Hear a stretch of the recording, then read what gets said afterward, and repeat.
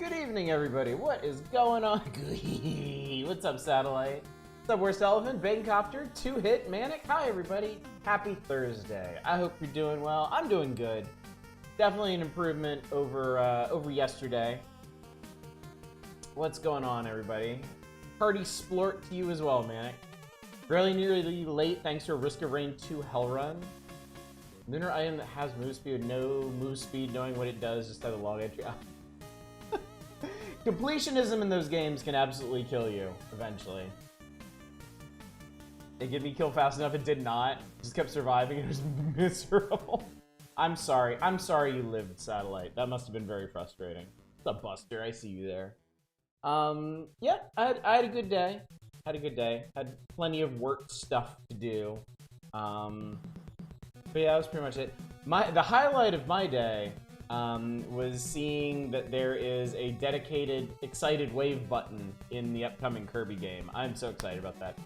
What's up, Sacrificial Toast? What's up, Cragger? How's the face today? Better. Definitely better. It's still a little tender to the touch, but I think the worst is over. I anticipate being totally okay tomorrow. Hopefully. Should be. We'll see. I need to be in tip-top shape to face the wheel. And hopefully I will be. So, gotta take care of the money maker. This right here is where I make them bucks. Y'all know. Y'all know how I do. But yeah. Not much else to report. Very excited about tonight. I'm really I've been looking forward to tonight for ages, honestly. I love this game, and we'll talk about this game in a second. But first of all, a whole bunch of reminders. I did mention the wheel. If you have not submitted something to the wheel yet, tonight is your final chance, since the wheel is happening tomorrow. So, all 50 cents of them. Think you like my game if it's picked? There's a lot of really neat stuff that people have picked. I'm pretty excited about all these options, and I've already vetted everything that's been submitted, so we're all cool. We're good. We have 15 submissions so far. I'll level with you right now. We have a full wheel already, but there's always room for one more.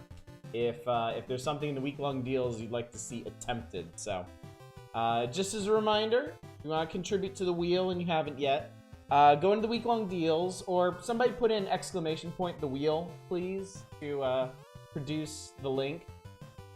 Go into the week-long deals, find something that's $5 or less that you think will be immensely entertaining to us, and submit it. Tomorrow night, take all the submissions, put them on the wheel. What's up, Fury? Good to see you. We'll spin it 3 times. We'll pick 3 games. We'll play all 3 games, 30 to 40 minutes each, and then we will decide which of those 3 is the most entertaining of the evening. And whoever picked the most entertaining game of the evening gets to be a channel VIP. So if you're wondering how some of these fortunate souls in chat got their pink diamonds, now you know. Yes, the wheel. So there's that. There's also the community night. We're taking collections for the April community night. Coming along nicely. I'm sure y'all have some more janky old games for me to play next month. But this month, we're doing Dark Messiah of Might and Magic. We're gonna kick some people off of things or into things or something. If you would like to help us decide what night we're gonna do that, I'll get this one. There we go. You can go there and you can vote for what day we are gonna play that. And I'll mention it, but I'm pretty sure everybody's voted at this point. Voting for our next SNES RPG ends this Saturday, 2 nights from now. So if you haven't voted yet, for whatever reason, feel free. Please do. Let us know which SNES RPG you'd like to see. Making sure it's under $5 is a bit tricky due to regional pricing. Oh, you know, I never really thought about that. Well, everything one person picked something that was $6 yesterday, but I think they just missed that one particular rule. Everything's come in pretty comfortably under $5 or so.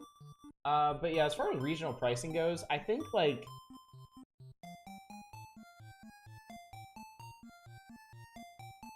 Yeah, I would just need to check it, I think. Oh, is there any deal shows regional pricing? That's convenient. Also, what's up, Justin Brett? And Lay Retro Spice. Good to see you. Oh, I've heard of that Game Buster. I've always been curious about that. $5 USD. Yeah, well, yeah, that's understood. I think Eva's just saying it's kind of hard to figure out where that falls if your currency's in a different denomination. Something like that.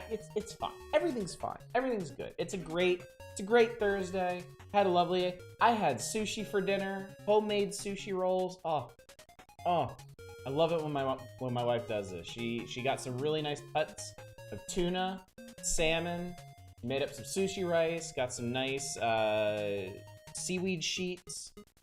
We rolled it up with some really, really good soy sauce and sliced cucumber, and man, delectable. Love it so much.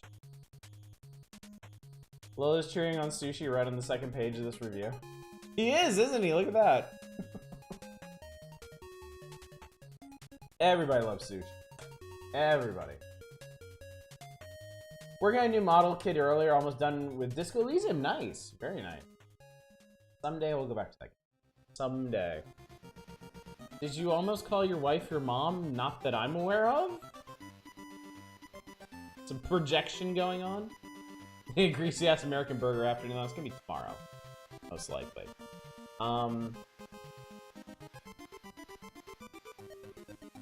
But yes, games, video games. Let's talk about this because I've been very, very excited about this. I have been looking forward to playing Lolo 3 for so long, at least since we played Lolo 1.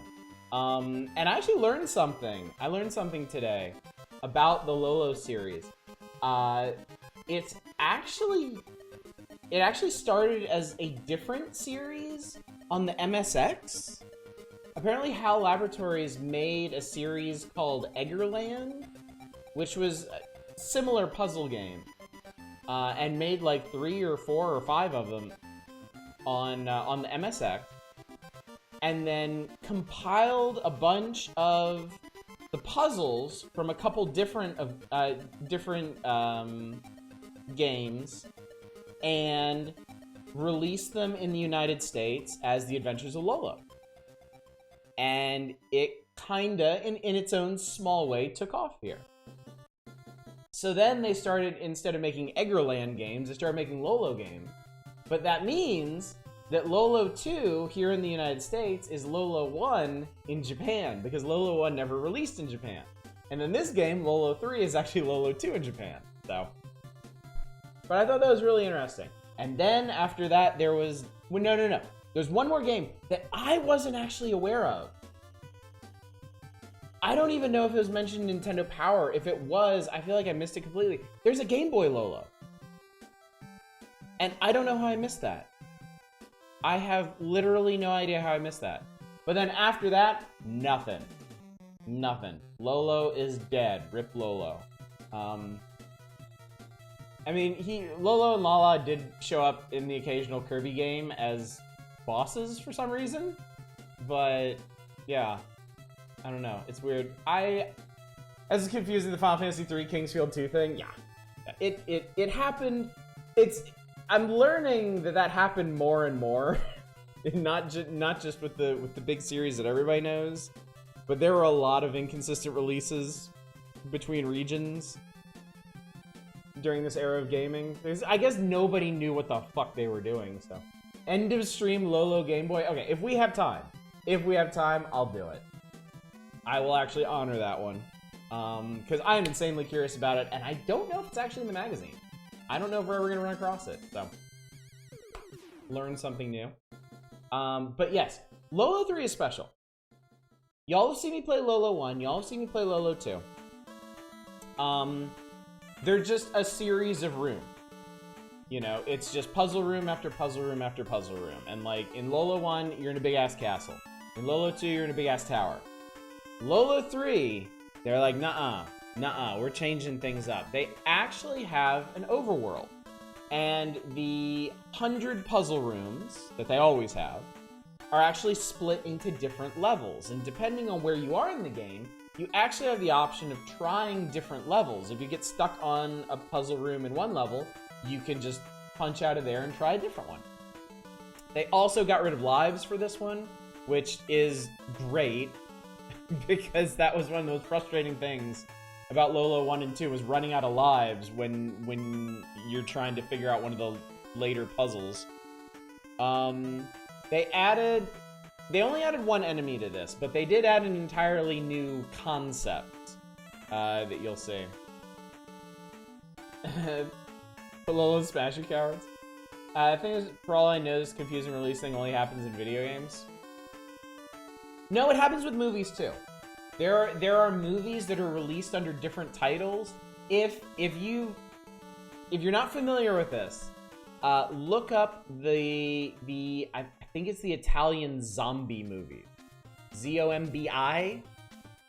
Those have different names all over the freaking planet, and it can be really, really, really hard to tell. Italian movies. I think this happened a lot with Italian movies.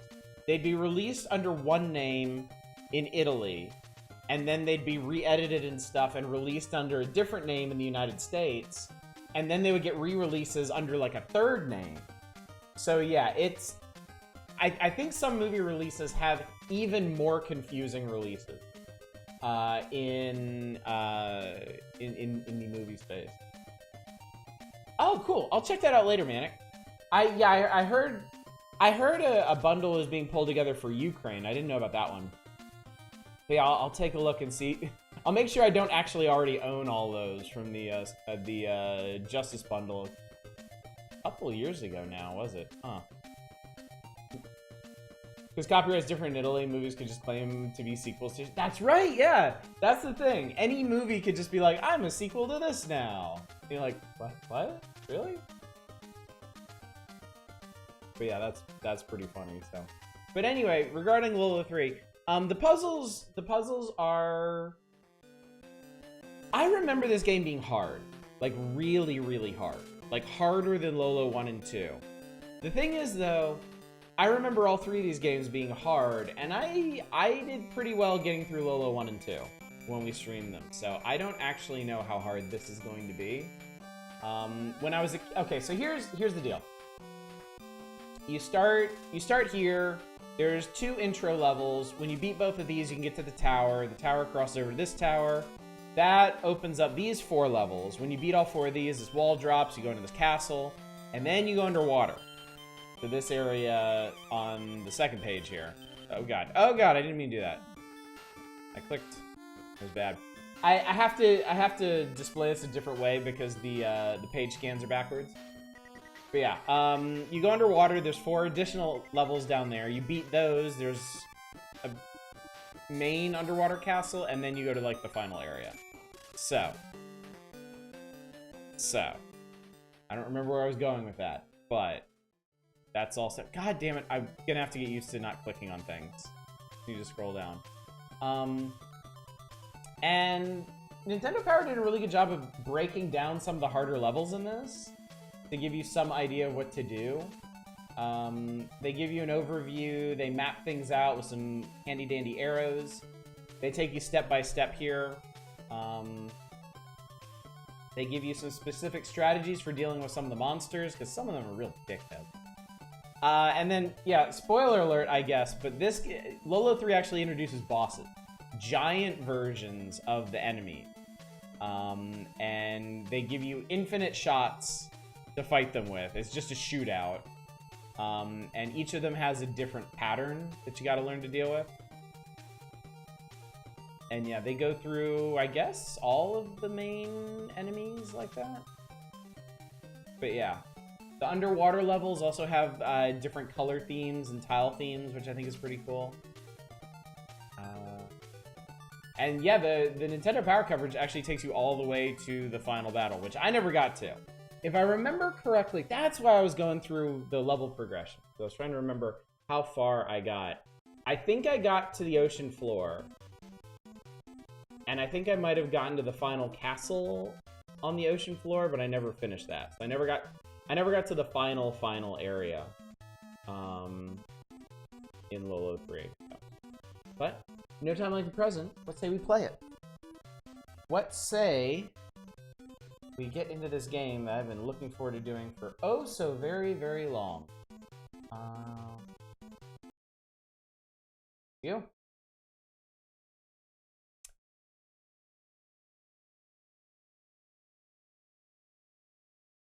Ow. On Saturday, we play other games too. I'm hoping that we finish this tonight, but finish the magazine tonight. But I don't know how long we're going to spend on this. And I don't know how excited y'all are going to be for the stuff in Now Playing. Because it really does seem like you're kind of shit.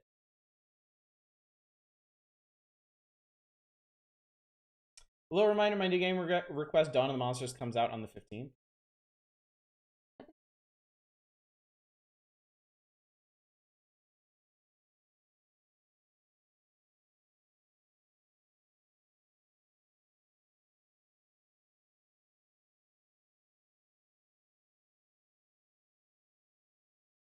I feel like there should be sound.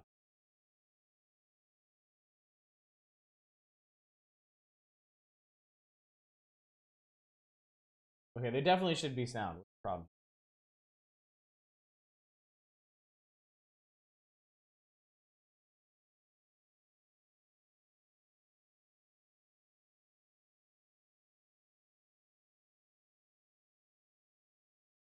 That's...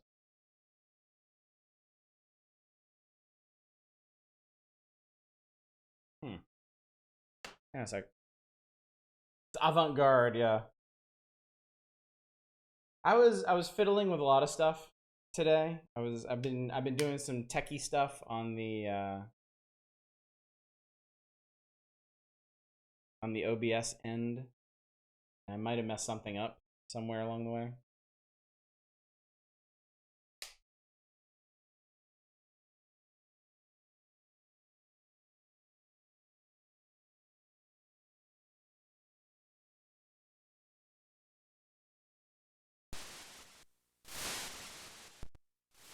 Oh, okay, there we go.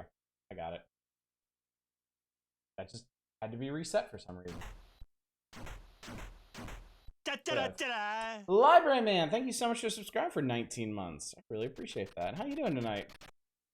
Surprised the stream is even up in that case. Yeah, you'd think I would have broken something irrevocably, and I guess I almost did, but we're still here. It still works. Oh, you can play as Lala in this one, since you're not actually rescuing her this time. Ta-da! Here we are.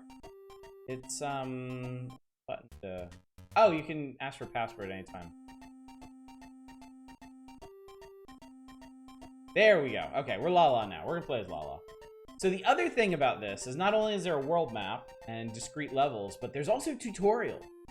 They actually give you tutorials in this one. From Grandpa.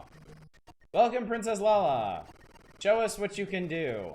Show me what you got. First, see if you can figure this one out. I know, NES tutorials. Isn't it amazing? I just wonder why Hal made this ball summon ass. I figured it out, Grandpa. You have to do better than that. Well done, Lala. Off to the next puzzle. If you can call it a puzzle. Cool. We'll teach you to not get exploded by Medusa heads.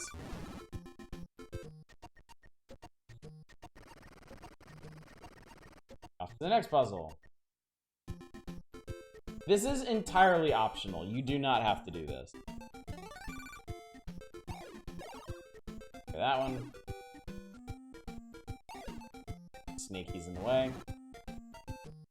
Probably briefly, early work now is gnarly. Really enjoyed the Voyager gameplay through this week. Thanks again for doing it. My pleasure, Library Man. My pleasure. I think when we get on the other side of this SNES RPG we're going to be doing next, I would like to do more stuff like that. I have several more retro first-person shooters that I definitely want to stream. Off to the next puzzle. Teaches you how eggs can be used as flotation devices. This is actually all really handy. This is all shit you have to know to beat the game. So,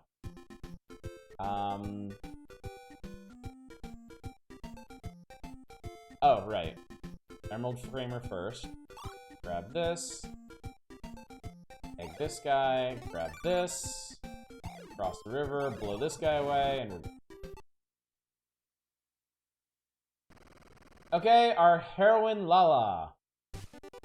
Hey! I'm the winner. Okay, so... Okay, you can't do the tower yet, right? Yeah, it's all locked up. Let's go into the mountain.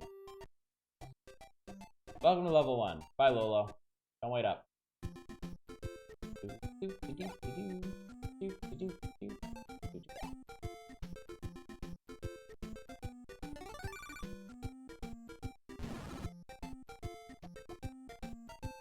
I genuinely love that they've kept this song around, like, forever.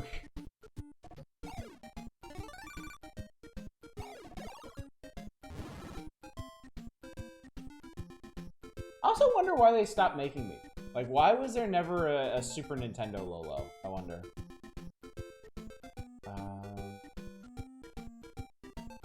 Aha, look at that. Passed right through there.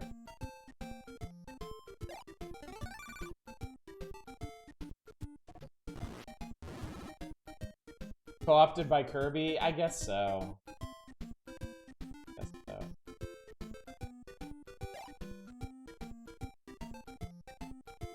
Okay. Not as complicated as it looks. This, though... Shit is escalating quickly. Okay. We got some new enemies here. Almas like to roll at you, and they're, I think, just as fast as your character is. They will kill you if they touch you. These leaper dudes fall asleep when they touch you. And they can never be moved, and you can't egg them. Which is understandably a huge problem. I mean, ball-ass is 16-bit would have just blown up the system with awesomeness. Okay, so we got Okay, that gives us eggs. So let's move you over here.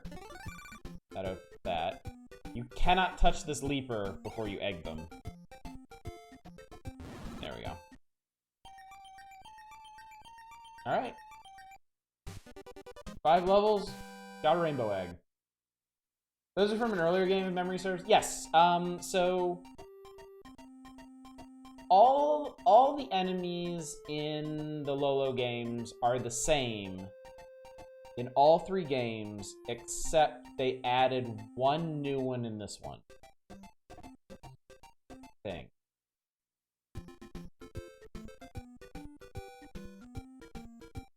What's up, Nemrin? How you doing?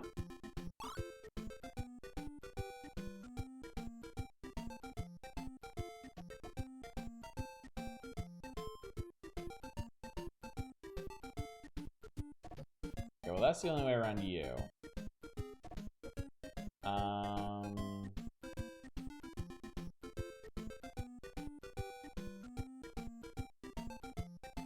Yeah, I should be able to go around that guy. Block you.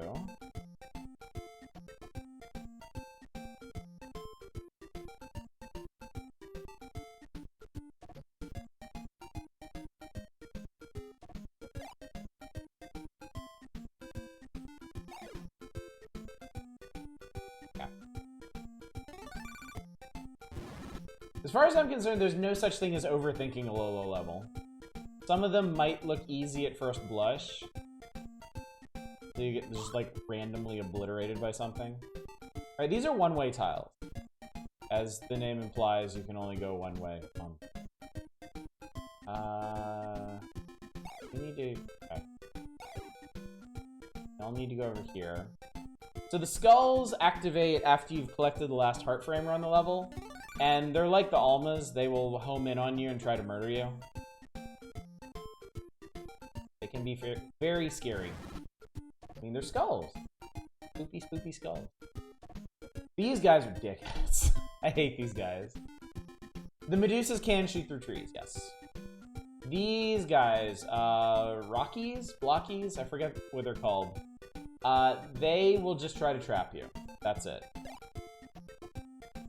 They'll push you, and... So the trick with this level is not getting blocked in by the guys over there. If you go at the wrong time, you get stuck. And I'm sure you've noticed the little grass patches, enemies can't pass those. Blockies can't be egged. Ew.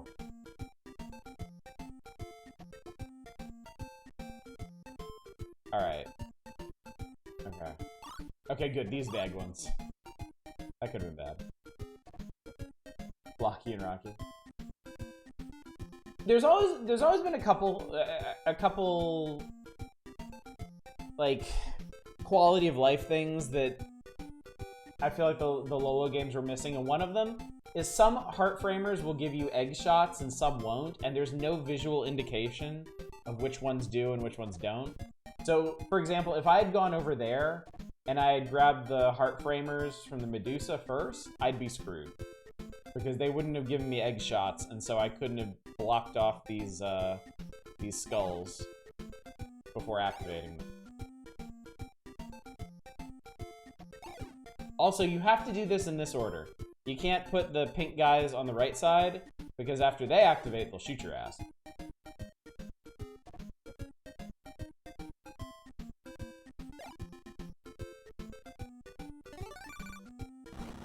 Like that.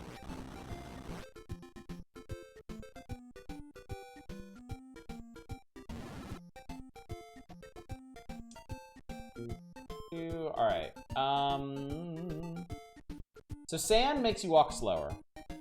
And the pink guy is Don Medusa. He's like a Medusa, except he moves.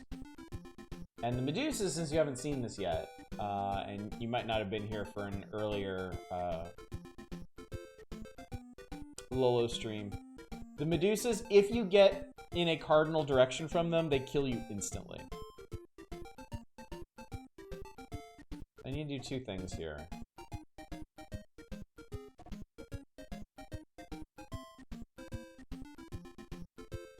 Okay, one is I need to do that.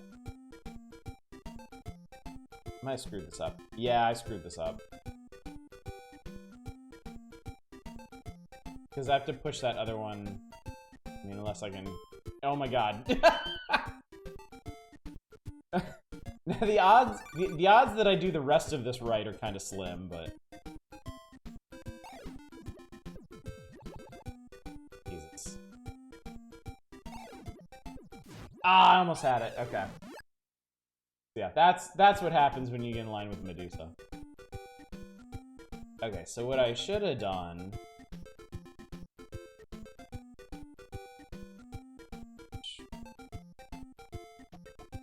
So I gotta give this one some space. Like that. And then, okay, yeah, I got trapped with that. Okay.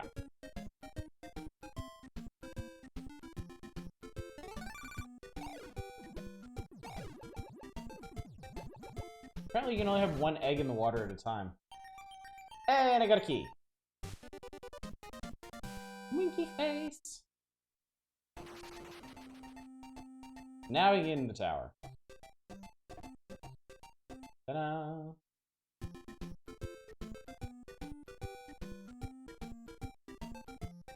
Not orb, but it'll do. Alright, so we got... Okay, there's gotta be eggs in here. Some of these have to be egg shots. So I have the skull to deal with first. Oh, okay. The tower looks suspiciously like the two caves. All these areas had very common interior designers.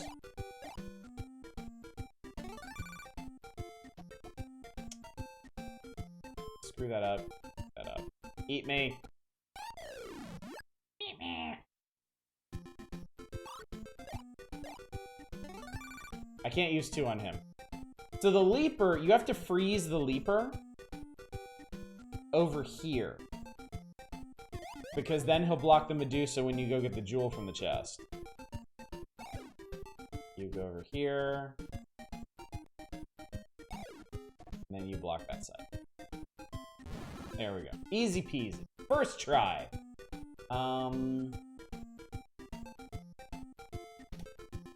Let's see. Oh, we can't go that way because there's Medusa. So we gotta go this way. Here's a heart.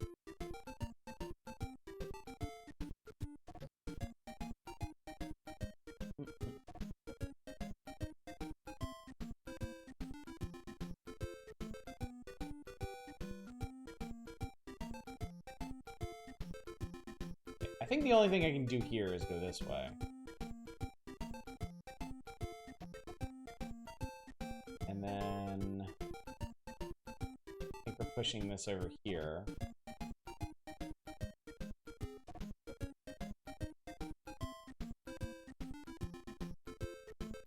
I don't think this one is for anything.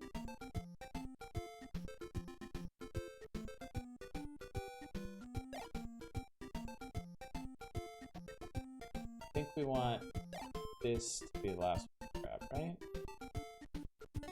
Okay, so all those guys are activated now. Yeesh. Okay, cool. That was a little scary. Walked over 5 miles today. Congratulations, Eva. Very nice. Oh, I hate levels like this. I hate levels like this so much. I have a memory of having to do this level like a ton of times.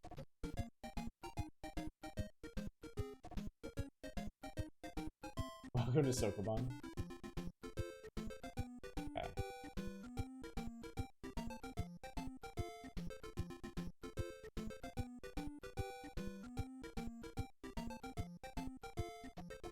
This is warm this weekend, so I'm hoping to go for a walk or a bike ride if it's not raining. Okay, I think, I want to say we're good. I think we're good. And you just push this guy over here, and then, yeah. Scared the shit out of me. Block puzzle should be Soko banned. Okay.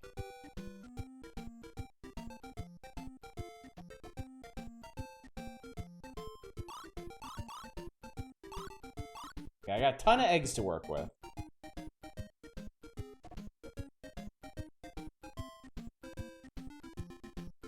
Alright. First things first.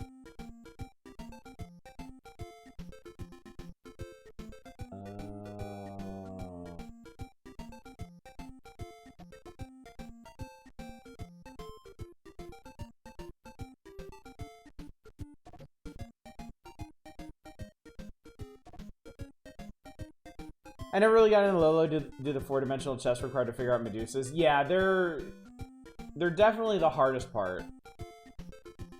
So some levels do get pretty insidious with some of the other enemies. Okay, so you go here, and you go here.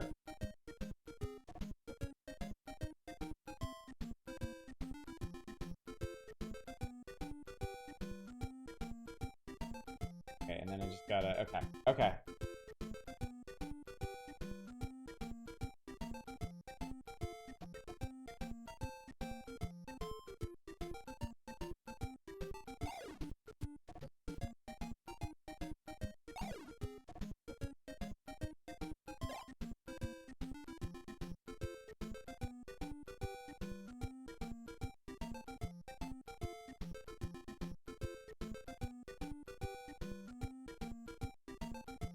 Gotta reset them. Okay. I think I remember this.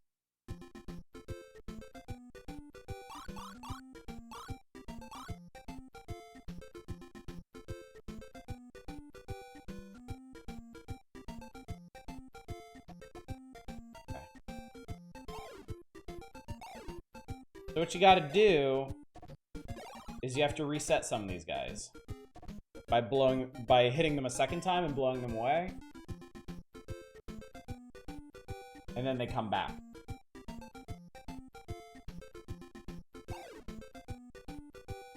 And if my math's right, you have to do that. You only have to do that twice.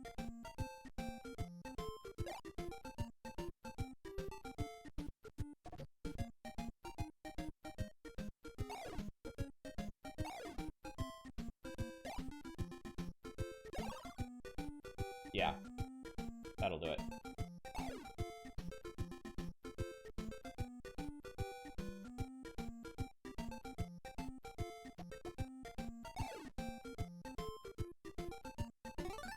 There we go. Make me use my brain meats now.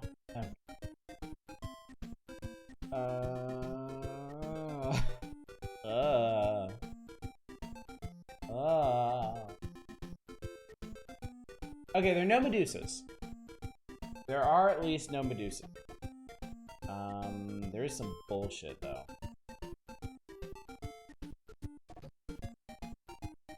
Brain meat seem to be smoking.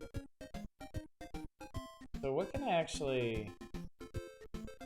Okay, I don't think there's any way I can do that. That almost fucked me up. Okay, that's an egg one.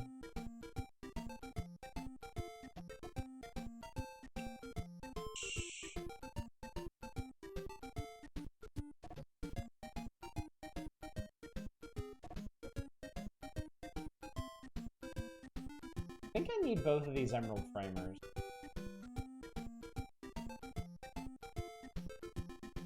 Lala blends in a little more than Lolo. There we go. I should put the first one in position first. I can switch to Lolo after this level. I guess, yeah, the blue does pop more, doesn't it?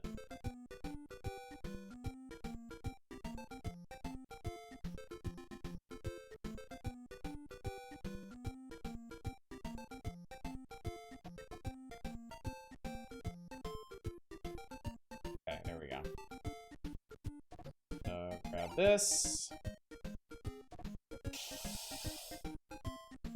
Ooh, shit.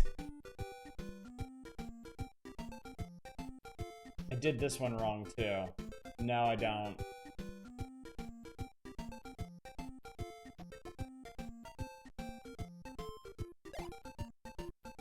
Nah, because those guys are gonna blast me after I grab this one.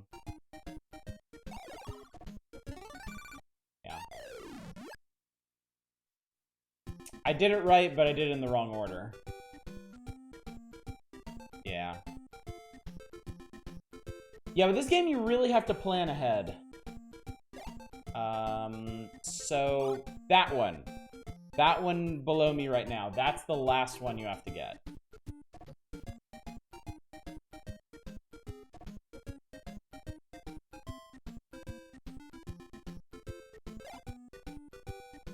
I really like...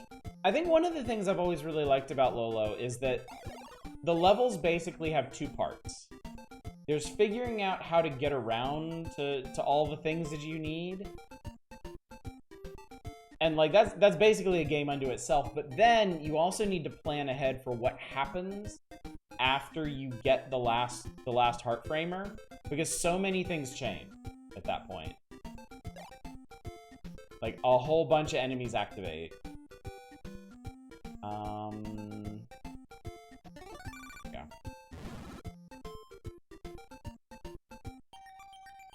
Hey, we did it. Use the egg. Ponder your egg. It made a rainbow, yay! Okay, after this, I'll switch back to Lolo.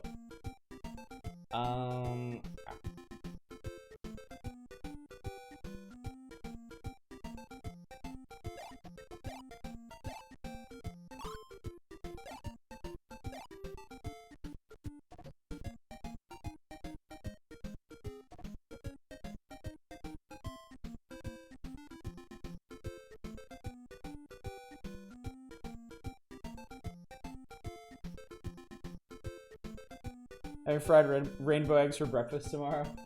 Oh, it's good.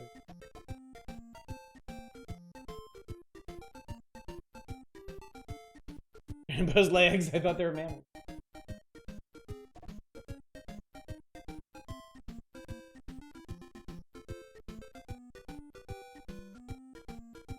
I think I got this?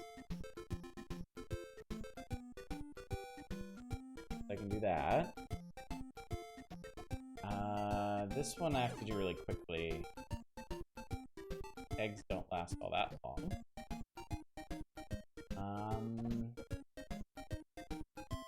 That, yeah. Okay. I think I got it.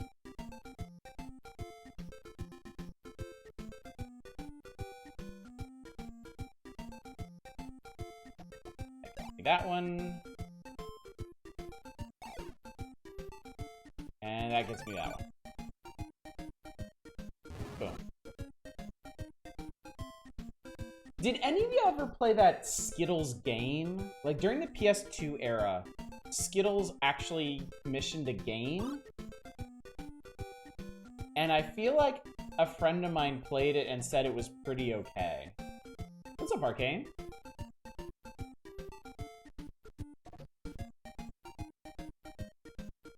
Rented it for the GameCube.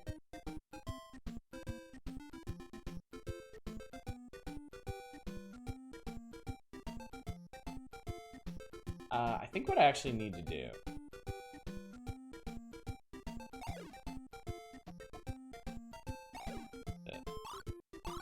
Okay, that's more eggs. I think I know what to do here. Good writing, Garbo game. That's a shame. You hate to see it. Burger King also commissioned a work of art. I have always wanted to play Sneak King.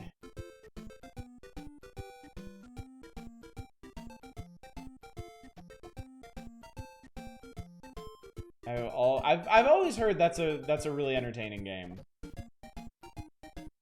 Wonder how hard it is to get a hold of now.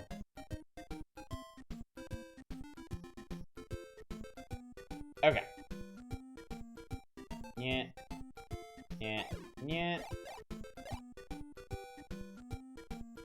It still freaks me out when the Medusa faces light up when you're in line with them, even if you're completely safe. There we go.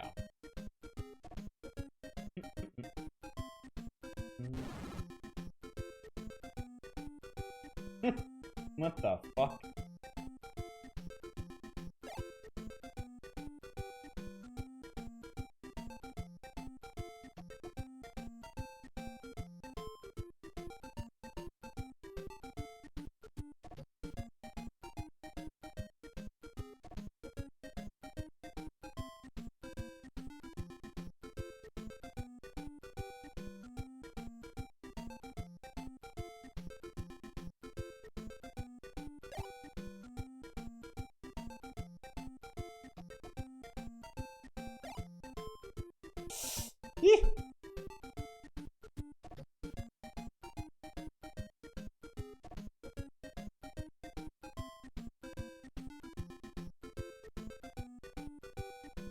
Okay.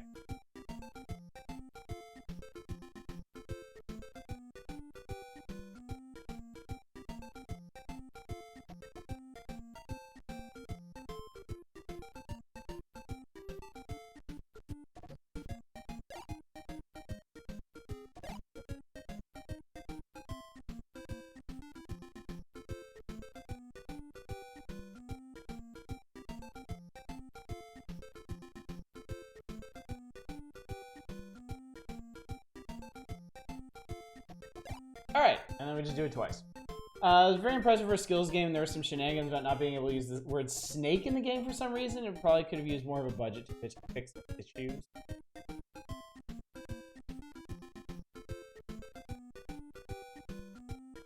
That also sounds like BK commissioned a porno. Technically, 3 Burger King games, Sneak King, Pocket Bike Racer, and Big Bumpin'. This is one of those levels that is like absolutely heartbreaking. Like if I found some way to fuck this up right now, it would be so crushing. Because there's so many steps you have to take to actually make this work. But no, we did it.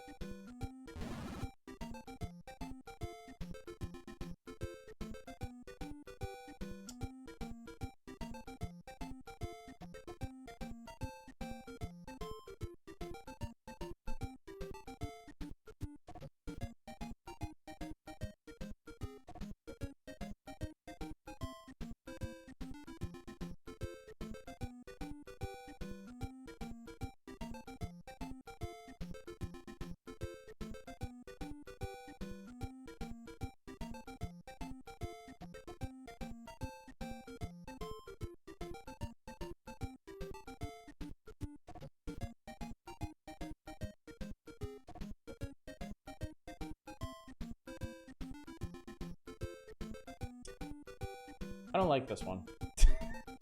I'm not a fan.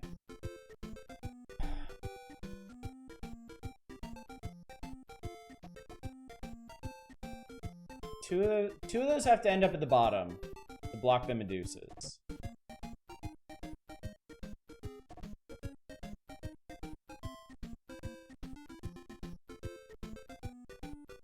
I mean, wait.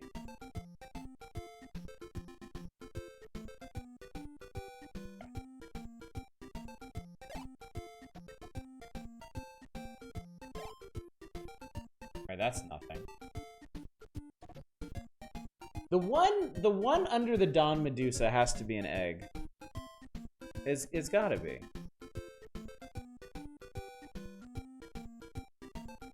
This is what I was talking about. It's kind of hard to play this game when you don't know what all tools you have at your disposal. Okay, so I can safely pin him against the door now. Okay, yeah. Those are egg. Alright.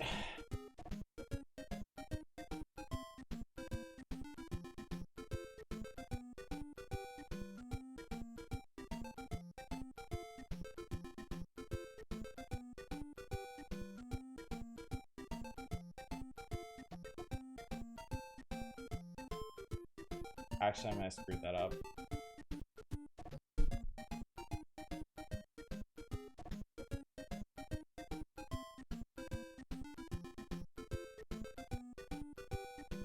What?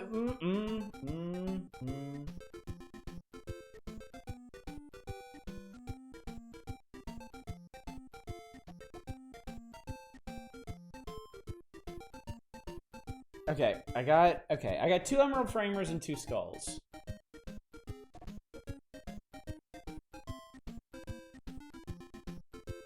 Oh God. Alright.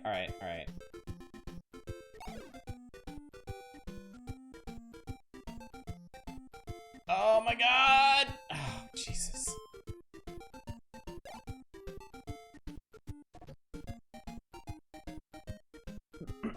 Snakes are peni, and penis is bad for Christians. For a second I thought it was like Christmas, and I was like, We're doing what now?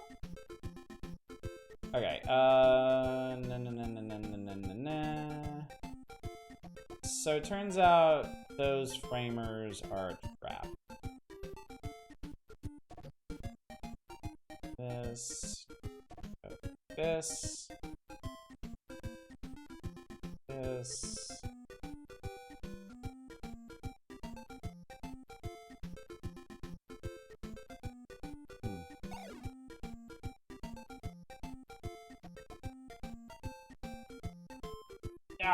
Okay. You really gotta hustle with those. They don't give you a whole lot of time on the old egg timer. So if you do this the opposite way, if you put the skulls where I put the emerald framers, when you grab the last heart framer, they'll move. And the Medusas will blast you when you step up here. So you have to do it in that order. Caller ID says private caller, so I ignored it. I only pick it up if it says Lieutenant Caller. What's up, ND? Ew.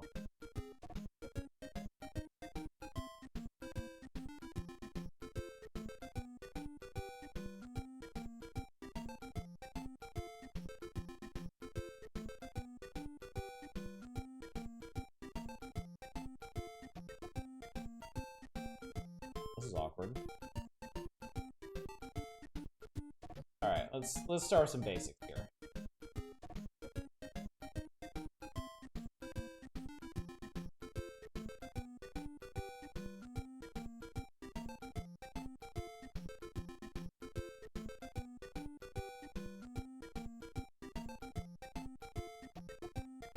Okay, I'm pretty sure none of these are gonna be eggs, so let's see.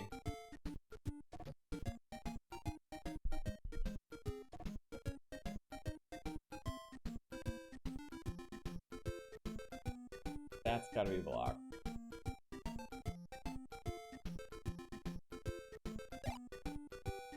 That's gotta be blocked. Okay, that one's safe. That one's gotta be blocked.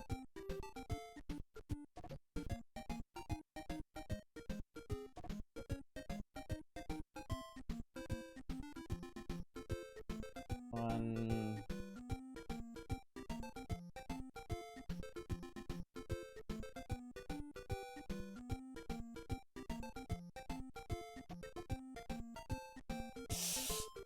Fucked up. Maybe not. Maybe not. Yeah. That actually could have been a lot worse.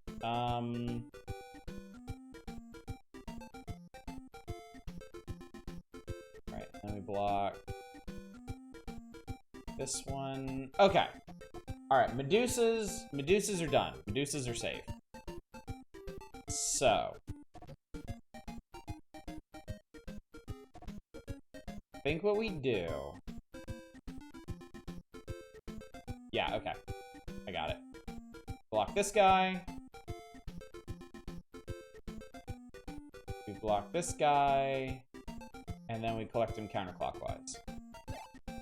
Should be safe.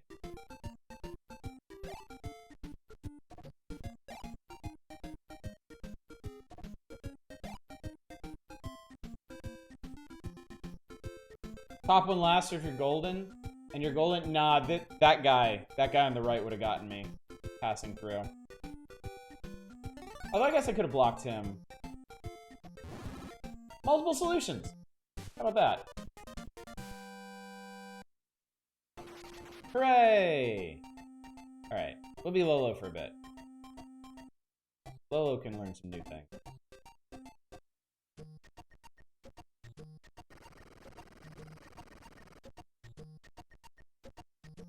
Lolo, you found your way this far. Actually, Lala did. Who's counting? It's gonna be more difficult from here on. Now, a real test of your strength. Try figuring this one out. Brain strength, I guess. Oh, fuck. Okay, this one they teach about your powers. So over on the bottom right, under PWR, I now have 3 icons. So when you collect one of these glowing heart framers, it's done by the number of framers, you get access to a power. This one lets you change the direction of an arrow. This one lets you make a bridge. And this one lets you smash a rock. And trust me, they're gonna be huge dickheads about using those. There, that wasn't so hard. On to the next challenge.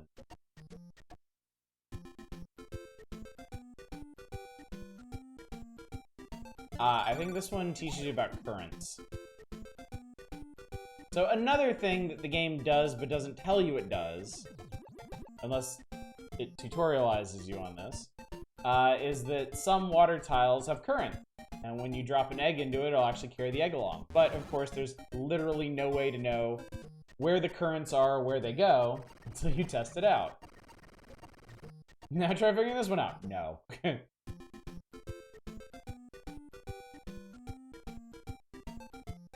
This is maybe my least favorite thing in Lolo game. So check this out. Taking secret block rules ideas for Star Tropics? Yeah, basically. Alright. Got some eggs here. So we're gonna blast Snakey. And then we're gonna cover him with an emerald framer. What happens then?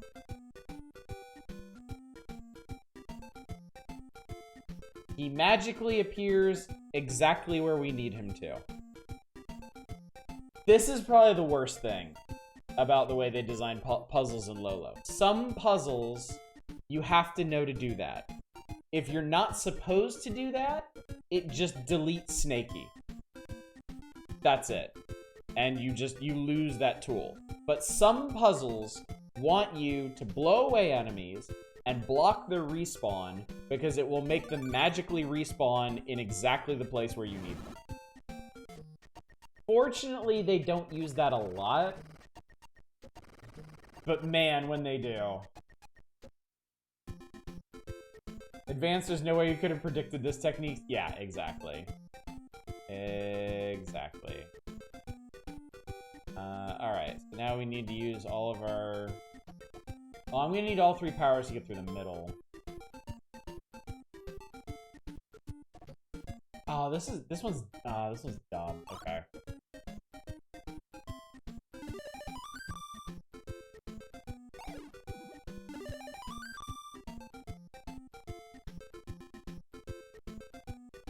Alright, we go back across, blow the egg away, and cover him. I don't know if I actually need to wait for him to come back, but... And he reappears exactly where I need him! Hooray! Like magic. We wait for him to show up. Games are fun, but can pull some Lolo blows. Thank you for the bits, Shadows. I appreciate it. There we go. I'm a genius! Suck it, old man. That wasn't so hard. On to the next one.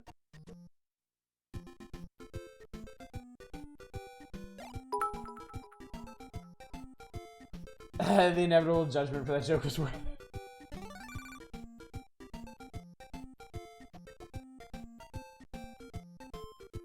Oh fuck, oh Jesus. Oh, I'm dead. Ah! Oh, I don't think I'm gonna make it. I think the sand's gonna slow me down too much. Yep.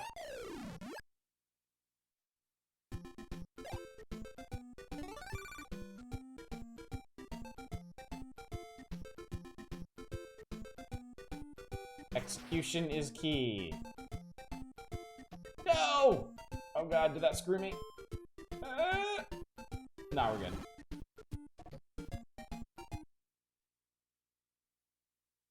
Not gonna lie, kind of surprised this never got revived as a WiiWare DSiWare game. They put it on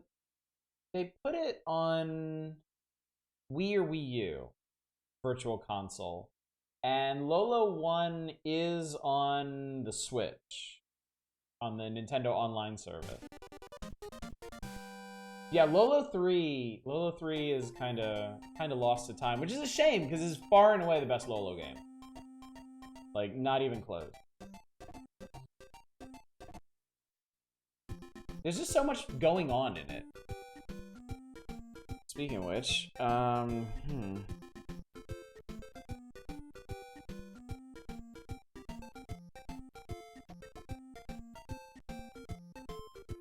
World map gives you Commander Keen vibes. Oh, I can see that. Yeah. What the fuck do you want me to do here? Oh, I think I know. I think I know what you're supposed to do here. Okay.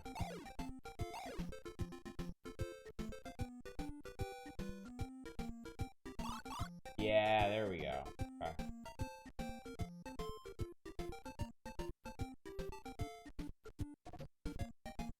Oh, and then you can... Okay, you can push eggs across there. It's just you can't cross there. And then I think we need to go ahead and do this. Every region got different mixes of levels of the releases too. They should just do a Lolo Mega Mix with all the maps. Lolo Maker when? I would kill for something like that. This is one of those franchises I really wish would come back. My big wish, my big three from the NES era that I wish would make a comeback. Star Tropics, Guardian Legend, and Lolo. I want them back. I want them back so bad.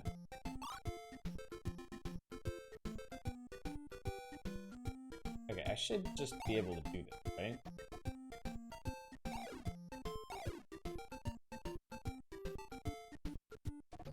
Yeah.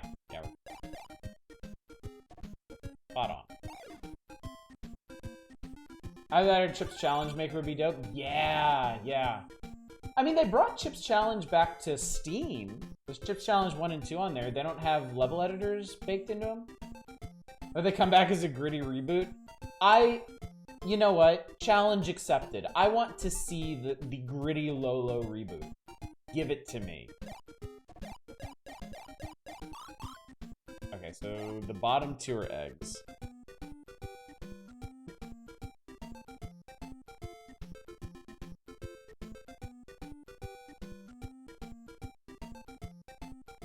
The hell?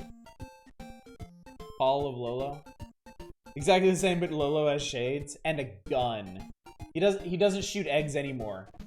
He shoots bullets. How the fuck are you supposed to do this? Hey Lolo. Definitely Chips Challenge level packs people are making somehow. Essentially Chips Challenge ROM hack.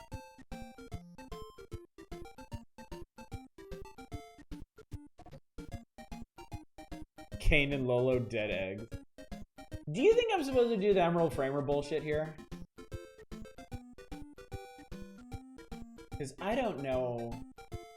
I'm gonna try it. YOLO. YOLO.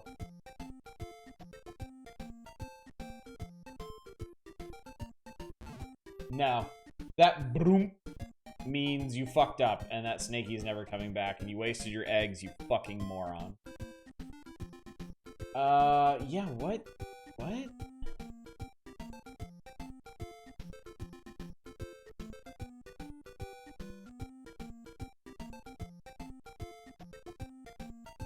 I know what to do. Oh my god, you killed Snakey. Bastard! Okay, so you do... Turns out you do need to block this. Because then you can get this Emerald Framer out. Oh...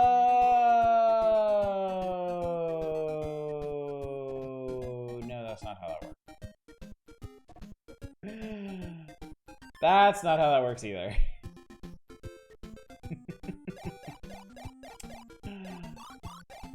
Right, okay.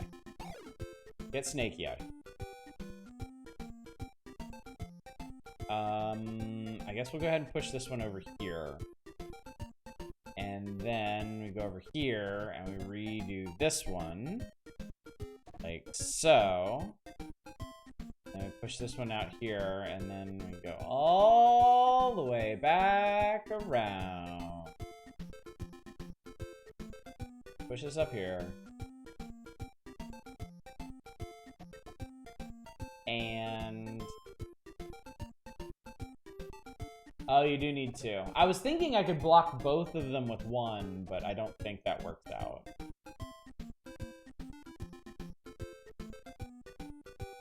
Wait a minute, I'm gonna need another one. Oh, I think... Oh... Okay, I think I get it. I think I get it. Please, Lolo with turn rewind would be nice. I mean, yeah, I would be perfectly happy.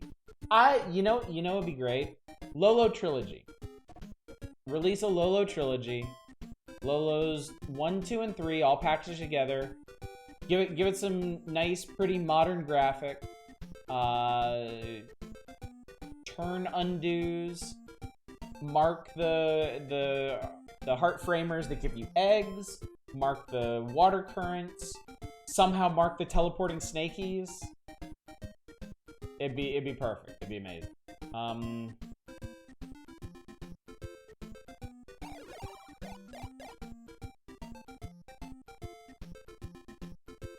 Okay, so it turns out that wasn't right either. What the shit? Oh my god.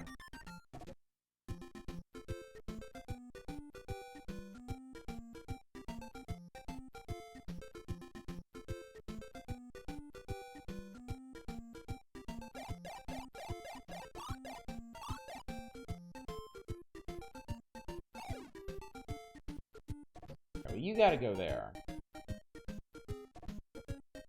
I feel like I had the first chunk of this right. But maybe I need to go get the heart framers in the top right first. Presumably.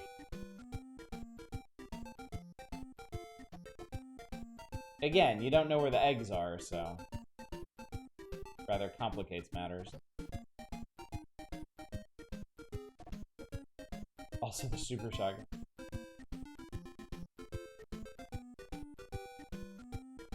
Below the top one, blocking the left one. Yeah, I can't... There's no way for me to push a framer into that position without getting blasted. Because of the way the trees are aligned. Because see, to get this framer into position, I have to push it up here, and then I have to stand here. So if this one wasn't placed, I'd get blown away. So I think what you do... Okay, you do get more eggs from that, and then you wait. Then we wait. And then we put this guy back over here. Okay, this is how you solve it. Yeah, I just need to get the top right ones first. Then you can blow him away, grab these, blow him away. So the only reason I had trouble with that is because I didn't know which framers had the egg. Why does Gran Turismo 7 have a tooltip that says when choosing a car, pay attention to the PP? PP is the most important part of a car. The bigger the car, the smaller the PP of the driver.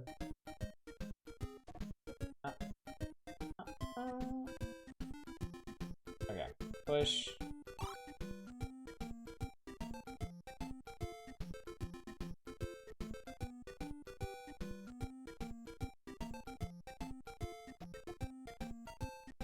Push.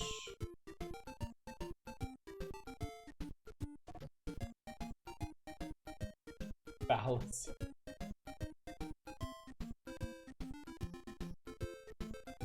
Yeah?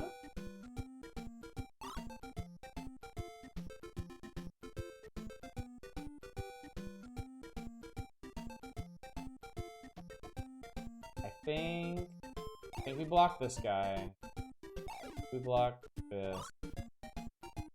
And I think we're gonna push you into the... I see what Do I see what to do though?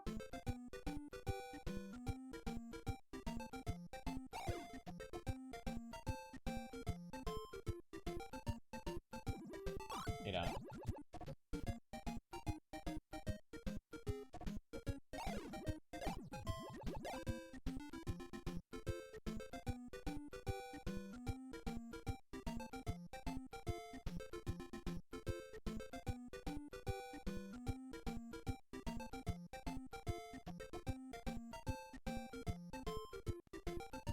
I gotta block that one.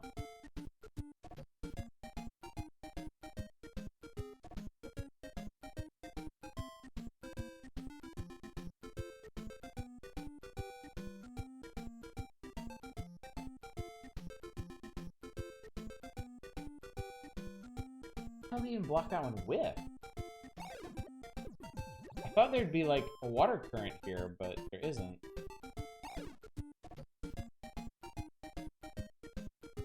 Like, if you do that, then you can't get off of here. Huh?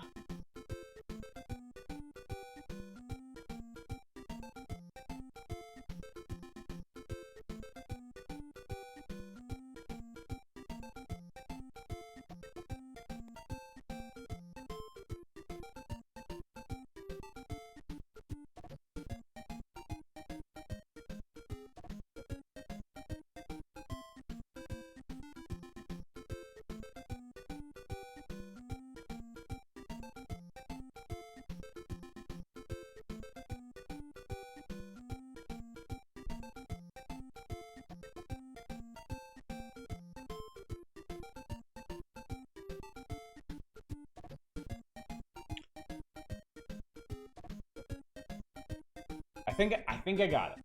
I think I got it. I think I got it. I think I got it.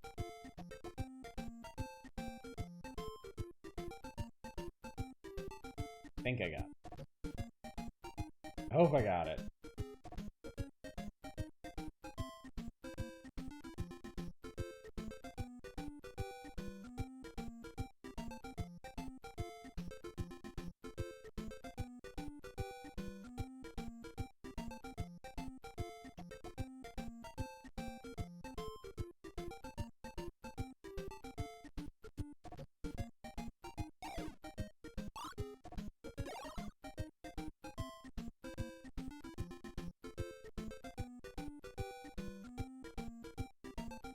Yes, you had to reset. Oh, shit. I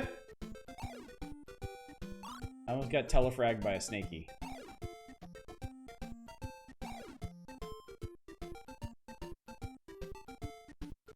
Nope, nope, nope, nope, nope. Okay. Okay. Alright, and then... Oh, no! Oh, God! I almost fucked that up so bad. I almost completely screwed myself on that one. But somehow I did. Okay. Okay.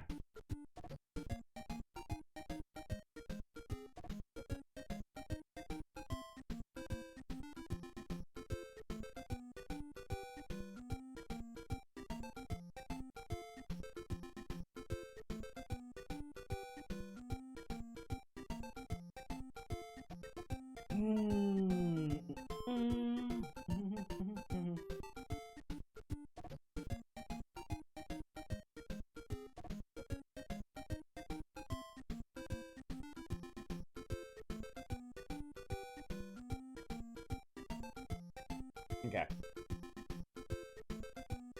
I have 6 things, and I need to use them to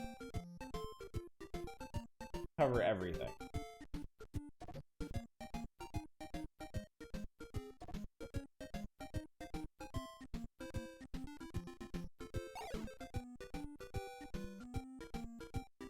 I'm gonna play a bit of a dangerous game here. That might not have been right, but we'll see.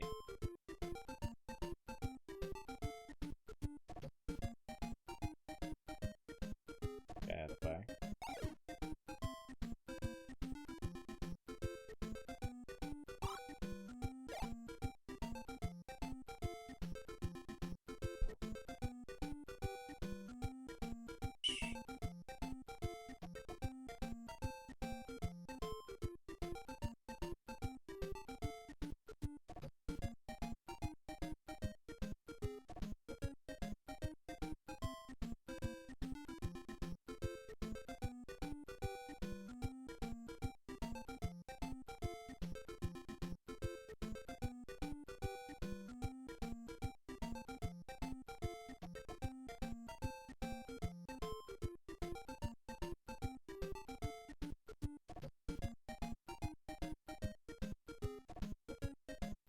I might be one off because of this guy.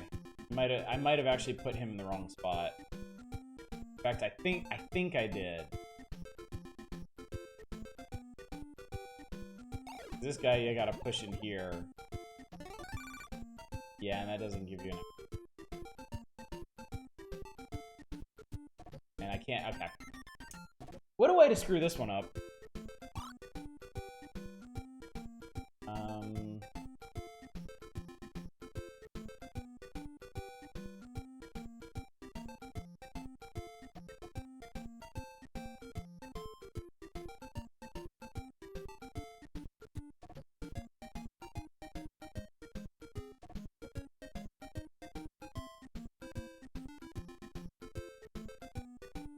Can you actually... Is this a slightly different way?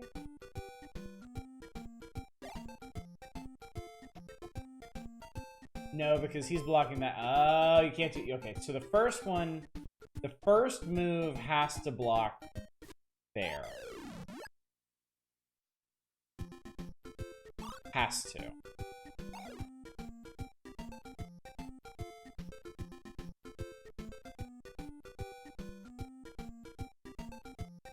Yeah, there's no other way to do that. So then this guy go here.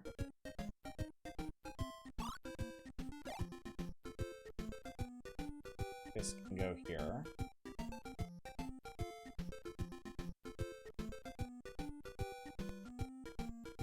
That one can go up.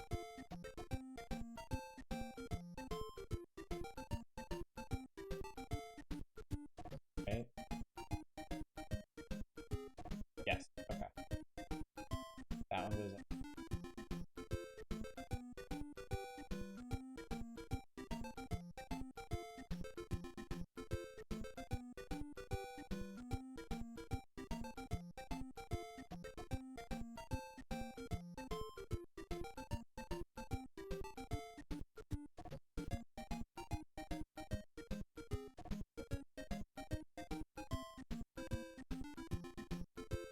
Man, shoot. Welcome back, Fury Fighter.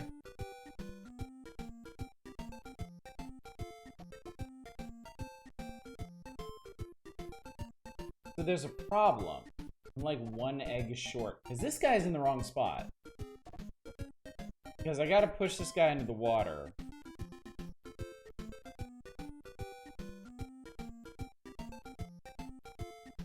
I'm gonna have to re-egg him.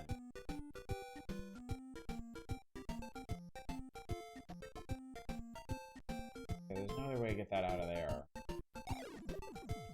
I don't want to be standing. And that leaves me with one egg.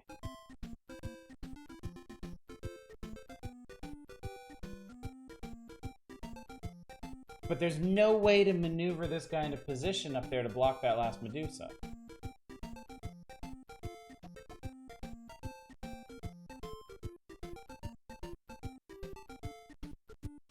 I think it's this guy. I think I'm putting this guy. Don't re-egg him if you don't know what the hell it is to be egged. Don't understand.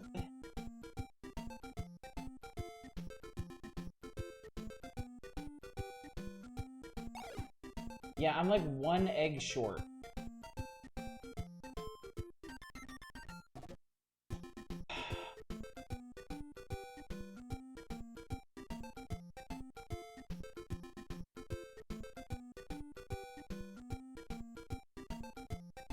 I have no advice. This is gonna be more lost.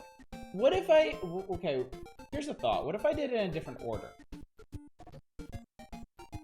Because then I wouldn't need to move this guy again. What if I actually did shove this guy over here to grab this one, and then dunked this guy? No, because that one get. Fuck.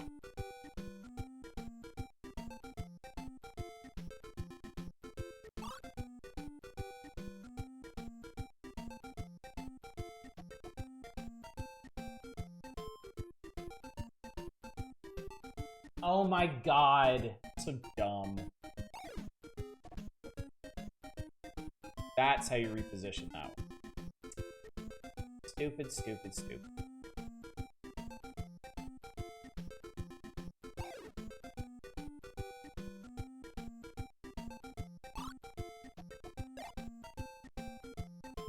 There. Easy peasy. Right? There, right?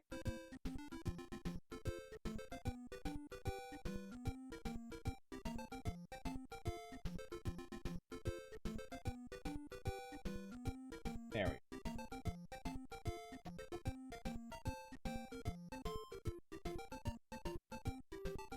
Okay, then we dunk this guy. I can push this right up here. The treasure's safe, and when that guy comes back, you can block the boss. Okay, I did it! First try. Man, this game is easy. Easy peasy. Can't believe anybody has trouble with this game.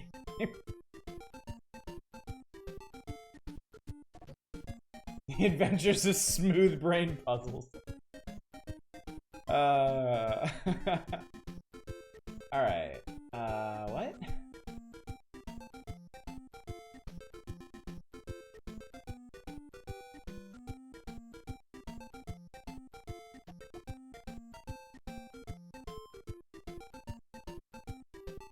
What?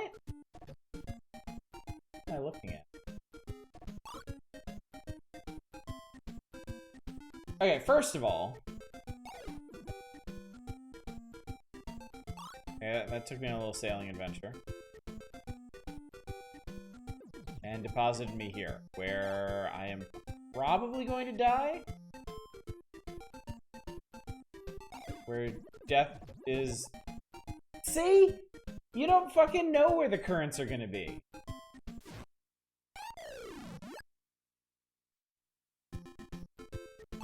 So I guess the currents are only from here. So I guess that means this Emerald Framer is to block this guy. So you can actually make it back alive from your little adventure. Because then you end up over here. And you block with this guy. And then you go sailing this way. Okay, and everybody's super excited. And then... Okay, that's actually not so bad. Block that, and you win. It's a boss! It's Giant Snecky. He's so angry about me dunking his brethren and riding them like little boats.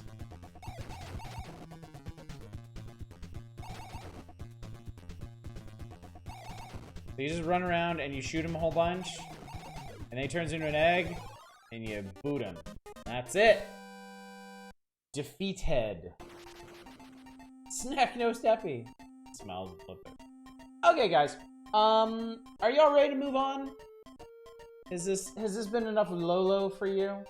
Or are you enraptured by Lolo? I think so, yes. Yeah, that's kind of what. I want to play through this entire game, but I don't think that's the content that everyone is craving at the moment. So yeah, let's return to the magazine, shall we? Let's give y'all a little Lolo break. But I love that game. I love the Lolo game very much. Very, very much. All right.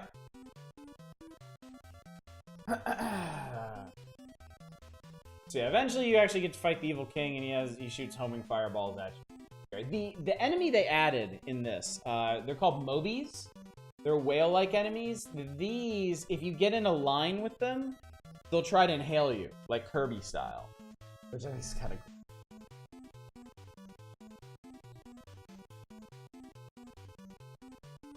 But you can see these tips from much later levels. Water plays an even bigger feature. The order that you do things becomes even more important.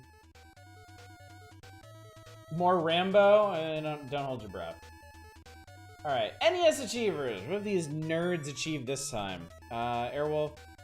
Some people claim to have beaten Bugs Bunny's birthday blowout. I don't necessarily believe that. Castlevania 3, Crystallis, Destiny of an Emperor. That's pretty impressive. Dragon Warrior 2. Dungeon Magic, Gremlins, Nemo, Golgo. Maniac Mansion, my name would be on there. Mega Man 3, I just did that. Narc and... People posting their scores from Narc? You can beat Narc, right? I'd watch a full playthrough of Lolo 3, maybe someday. Maybe someday. I mean, I've never beaten it. I would love to beat it, but it'd be a lot of head scratching. Did you do Little Nemo at all? I have streamed Little Nemo once or twice, yeah. I have a real problem. I was doing okay until the train level, and then the train level just beat the shit out of me. It brutalized me. Starship Hector, Stealth ATF? Alcohol, Tobacco, and Firearms? Swords and Serpents, Tetris, TMNT, Wall Street. You beat Wall Street Kid? You can beat Wall Street Kid? I learned something. I beat Ninja Gaiden after 27 years. Where's my name? I mean, here you go. They got the address right here. PO Box 97033, Redmond, Washington. Send that shit off. Alright, top 30. Top 30 for May of 1991. Super Mario Bros. 3 leading, obviously. TMNT 2, the arcade game. Mega Man 3. That's a pretty solid top 3, I would say. Send your red hot scores. I wonder how many people sent 69 420 as a score to Nintendo Power and got rejected. You realize, Shadow, that there was a time before 69 and 420 were a meme? The ancient before times, before memes were memes. I feel like that's actually a rather recent development, in fact. Final Fantasy, Dr. Mario, Tetris, Crystallis, Dragon Warrior 2, NES Play Action Football, and Ultimate Quest of the Avatar. Quest of the Avatar shoots from out of the pack to number 10. It's the ultimate. Ah. Surprising. Behind my face, you can see Star Tropics is number 11, followed by Mega Man 2. Mario 2. Wow, Mario 2 really slipped in the wake of Mario 3. Zelda, Castlevania 3, Mega Man. The Immortal? What the fuck is the Immortal doing on here? DuckTales should definitely be higher up. I saw you were playing some Lolo. I see you're checking out the old Nintendo Power. I am, Jaeger. I am. Crystallis is your all-time favorite RPG on NES? I played Crystalis for the first time like a year ago, and it was awesome. I was really, really impressed. I was saddened that I didn't hop on the Crystalis train when I was a kid. But yes, this is something that I do every Thursday and every Saturday around here.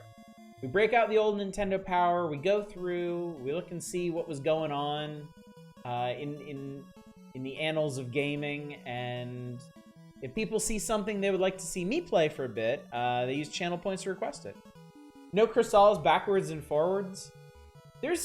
I had a rough time at a few points, mainly because of the leveling system. Because you have to be a certain minimal level to fight some of the bosses. That was really my only hang up with the game, was the grinding in a few places to just get up to the required level. But other than that, I thought it was a really excellent game. Didn't think Ultima 4 would do so well on NES considering the censorship and jank the answer. Well, censorship nobody would have known about, because they didn't have the internet at this point to tell them what had been in or out, or oh my god, are you for real?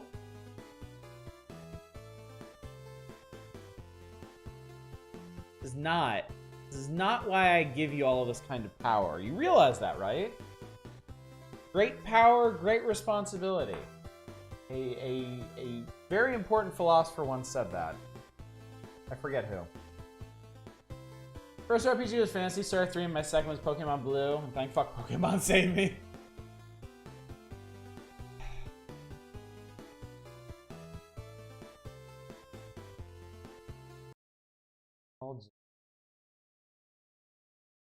Do TMT2 to clean your palate afterwards.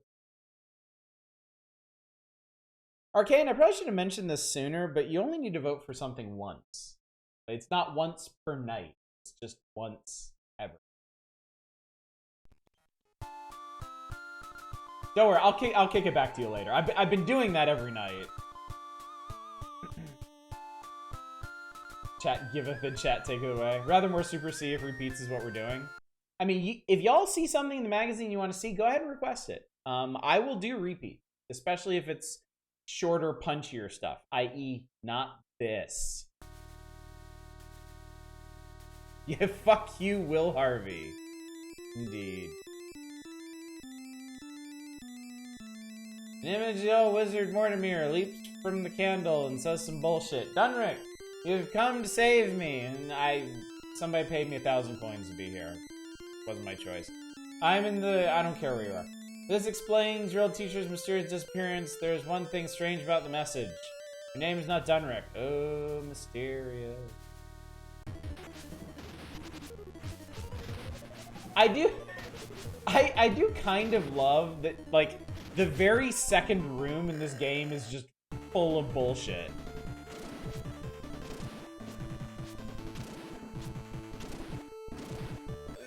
At least you can mash through the early fights. In the dungeons below, you'll never see me because the game is impossible. Fucker. Ow, ow. Things have happened. I see you have come. You must rescue Mortimer. He is captive many levels below. The entrance is lower levels. It's hidden. Here is a key you will need. I must go now. My planet needs me. Oh, the fucking bats! Forgot about the bats. Pretty impressive you can read this font. I know Split Black. It's so fucking hard to read. You find the body of somebody. Search, why not? You find a ring. A name is etched on the band. Dunrick. Yes, give it. I love rings. Especially ones that are not mine. It's locked. You have the key. Open it. Yes. Find 20 gold pieces. Find a bag of bait. Take it. Yes. Find a sack of bad-smelling spores. Take it. Yes. I think if you use the bait and the spores, just arbitrarily, you die. You just instantly die. Don't advance. Stop. Surrender at once. Eat my ass. Aha. Ha. Aha. Aha. Aha. Aha. Aha. Aha. You suck. You play as Poundland Gandalf? That's a really good way to put it, Fury. Aha. Yeah. Rar. Ooh. Aha. This is what? This is the Immortal. This is Will Harvey's about to make you his bitch. Game's ridiculous, but I can't help but like it. Find a note, danger of attack by shades. They're invisible They are invisible in dark rooms, but their shadows are visible to... Yeah, whatever. I got a door key. Thank you. I'm very dorky. It's unlocked. Yes. Find 50 gold pieces. Find a bottle. Give it. Discover a scroll. The charm spell to use on Will-o'-the-Wisp. Yes. Extremely specific. It's a charm spell that only works on Will-o'-wisps.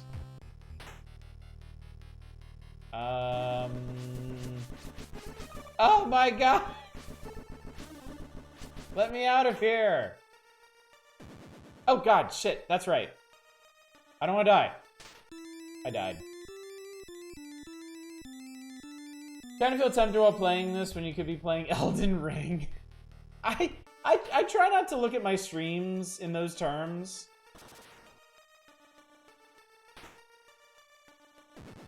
Oh, fuck. Just... There's some kind of trick. There's some kind of trick to pressing the button rhythmically to swing yourself out of those pits, but I literally don't know what it is. It's locked, but you have the key. That's amazing. Wonderful. Alright. This is, if I remember correctly, the way out.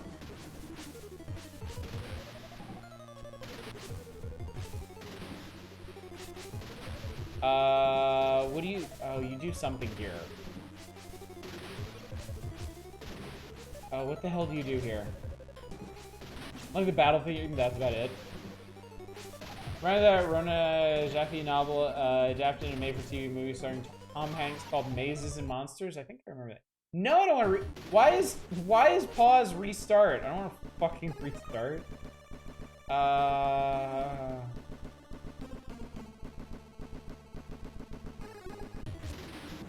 What do you do here?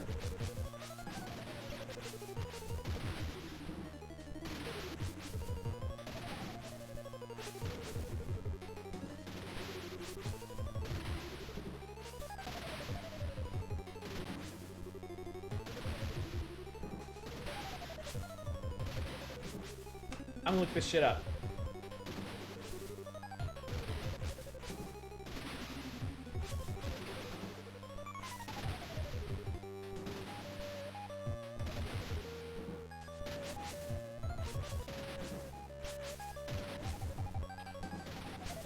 I got my trusty physical Nintendo power. Got the hot tips I need to get through the fucking Immortal. Okay. Alright. Fuck. You need the amulet? Polished pendant will allow you to reflect the beam of light on the gem on the floor. Where's the amulet? Where is the amulet? Where amulet? Nice fucking font color, assholes.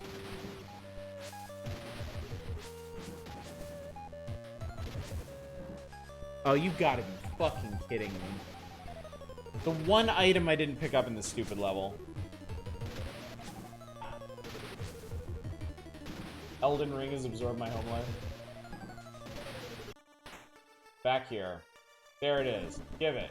Find a shiny reflective amulet. There are runes on one side. Yes, give it. We're leaving.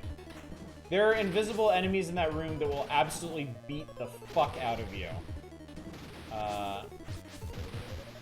Okay, and then... I think... somewhere around here we use it? God, I hope. You could hold it up to light here. Do it? Yes. There is an incantation on the back. Read it? Yes. The blinding flash, the wizard and everything. Right, you don't read it. You hold it up, but you don't read it. Fuck.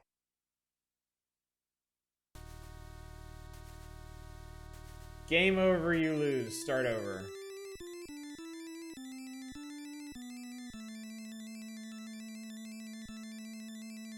Everyone knows that, idiot. Shut up, Buster. What the fuck? Don't like this. You're not allowed to like this. That's a stupid amulet. I mean, I gotta admit, fairly effective security system. Nobody you don't want breaking in is gonna use it right. This is what happens when you don't listen to me.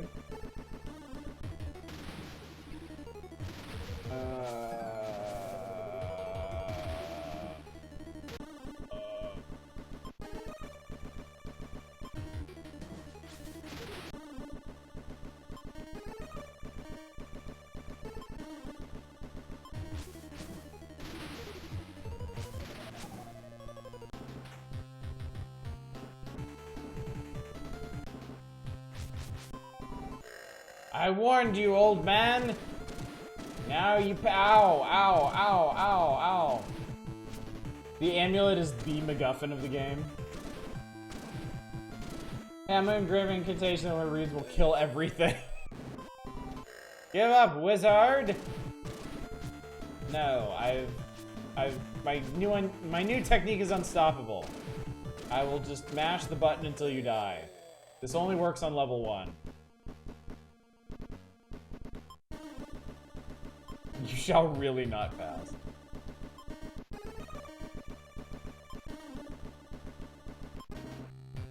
Bang. I really like how the Nintendo Power feature on this game has to label items that are too dangerous.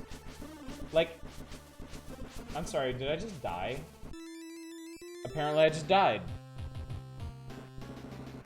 But yeah, they label items that if you use them, you'll just fucking die.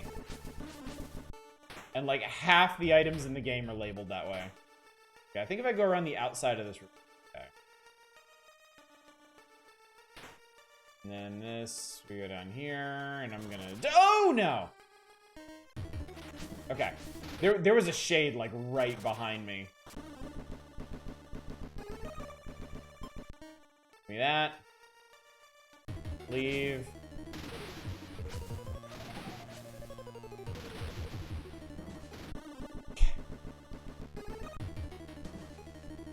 Yes. There is an incantation on the back.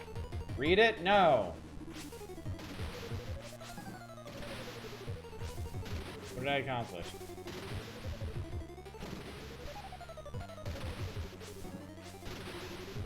Oh, ladder. If I remember correctly, if you don't touch the square on the ladder side, you fall down and die. Oh, fuck off. Haha, haha, haha, haha. Pick up the amulet, but if you're illiterate, you will die. Only illiterate ones will use it. Ooh, rawr. Stop it.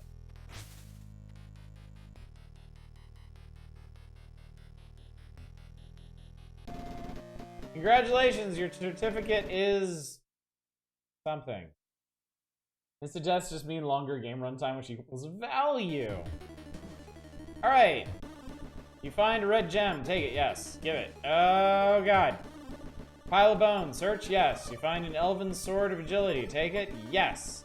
Sword permanently endows you with elven agility and quickness in combat. Cool. You notice something that looks wet and green under the pile. You could search further.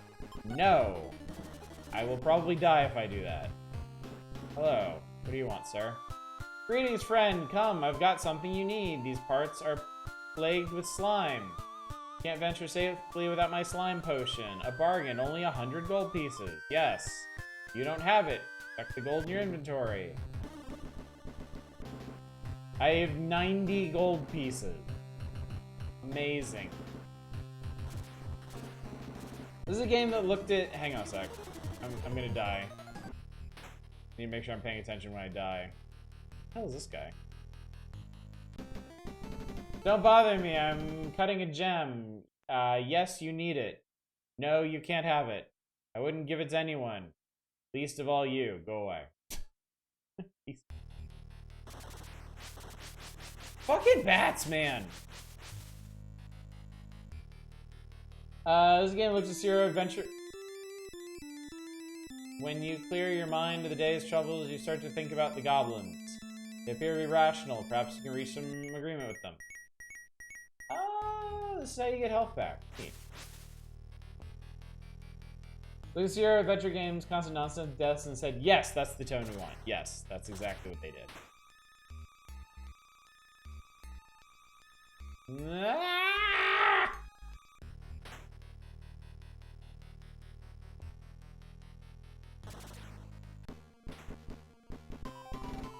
Foolish old man.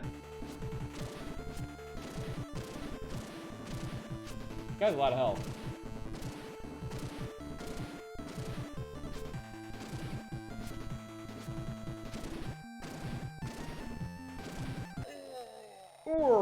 I did it. I'm all that is Weezard. And then this bat's gonna kill him. The bat killed me. The bat got me.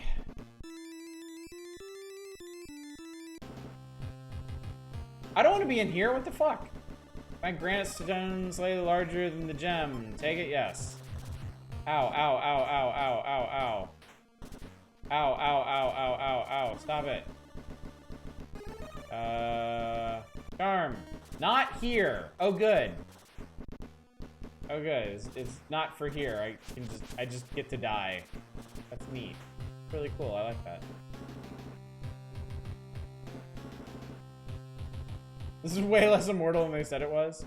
It's called immortal because you only get through it if you are immortal. Go away. Go away. You cannot. I didn't want to enter here. You big piece of shit.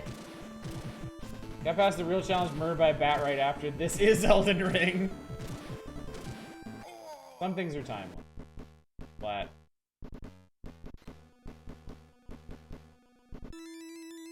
But I just let me die. It's okay. I don't need to be the immortal. It's fine. Everything is fine. Hello. I defend my king. Immortal means more than mortal. This is the original CBT wizard.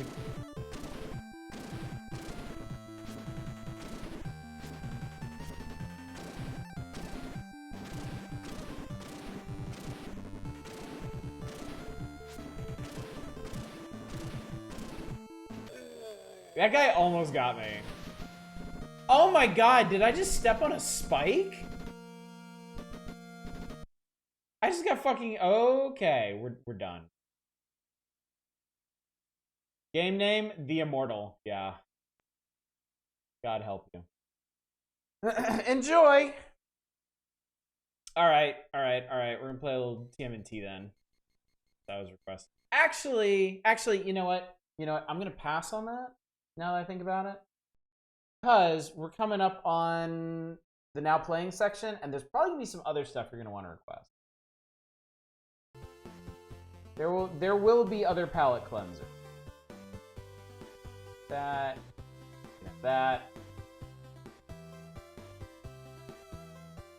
Be truly immortal, the only way to die would be cut your head off. Ah! But then there could only be one. Just surprised you entertain another quest for the immortal. I have no control over my life. None of this is my choice. Top 30 broken down by demographic. Players like SMB3. Pros, those of more discerning palates, enjoy Crystallis. And the slimy dealers like Super Mario Bros. 3. The pros know what's up, clearly. Crystallis, Mega Man 3, Dragon Warrior 2, that's a pretty good top 3 right there. Celebrity profile, the guy that is not Keanu Reeves in Bill and Ted. Neat. Very busy guy these days, naturally.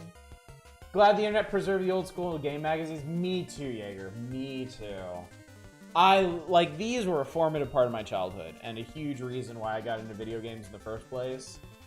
And I swear, every page of these brings back so many memories, which is the reason I wanted to do these features. I wanted to share all of this with folks that might not have had Nintendo Power at the time, or Nintendo Power was before their time.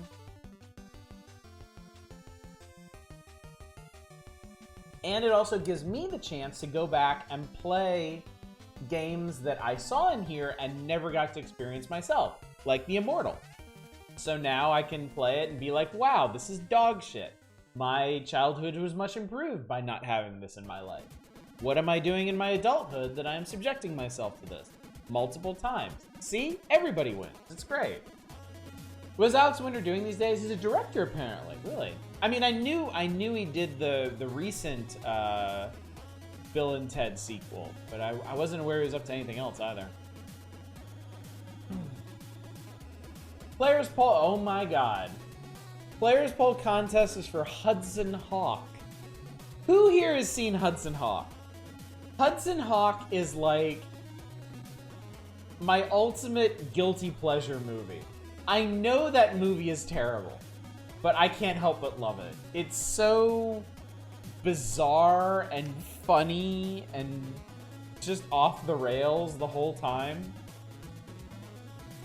That is the Bruce Willis one. Bruce Willis and Mandy Patinkin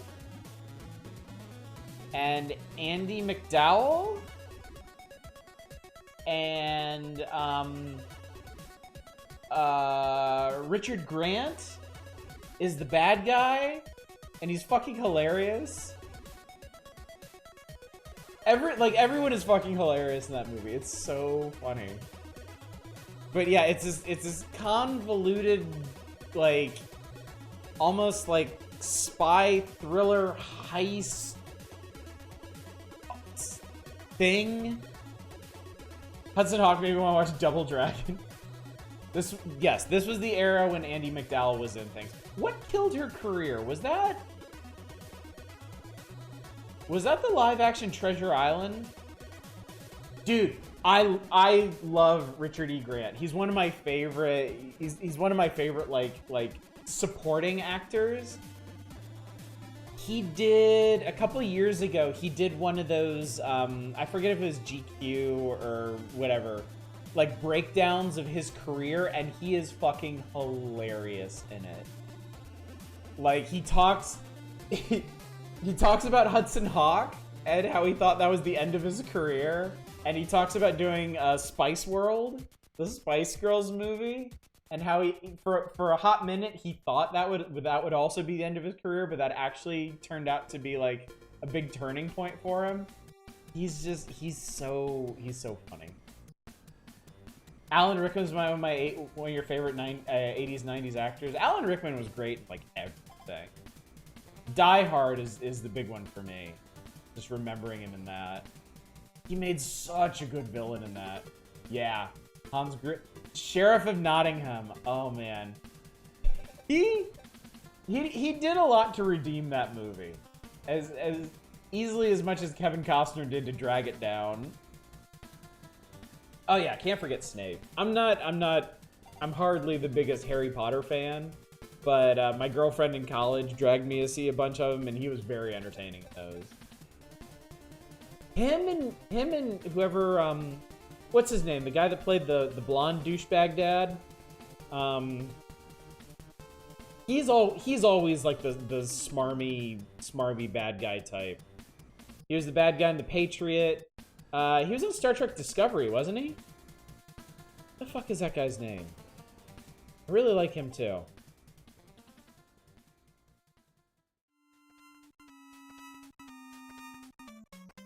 I'm sure it'll come to me like after the stream or something. Jason Isaacs, that's it. Yeah, I like him too.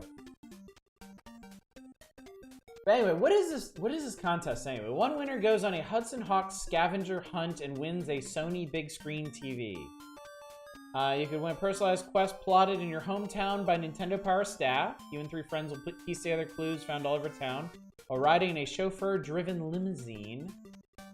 Recover Leonardo da Vinci's 3 lost treasures, just like in the movie Hudson Hawk, and you'll earn a valuable reward for your efforts at Sony big screen television. So it's just a scavenger hunt that I guess is Hudson Hawk themed. How big was the big screen TV back then? So this would have been one of the giant rear projection TVs that's like the size of a cabinet. In terms of 80s, 90s actors, Christopher Walken's a pet fave for you. Christopher Walken was all... I always liked Christopher Walken in that one James Bond movie, A View to a Kill. I thought he was really entertaining in that. He had a fucking blimp too. He was gonna blow up San Francisco. Good shit. Second prize, movie party and Hudson Hawk game pack. It's interesting they're pushing the game pack, because I don't think they ever featured Hudson Hawk in the magazine. Like, ever. I don't even know what the game is like. View to a Kill is the best Bond theme song. I think there's a pretty strong argument for that. Like Walken and Batman Returns. It's been so long since I last saw Batman Returns. I don't remember a whole lot of him in it. View to a Kill is so stupid and so fun. I feel I feel like that pretty well describes all of the Roger Moore Bond movies. Like he had one or two legit good ones. There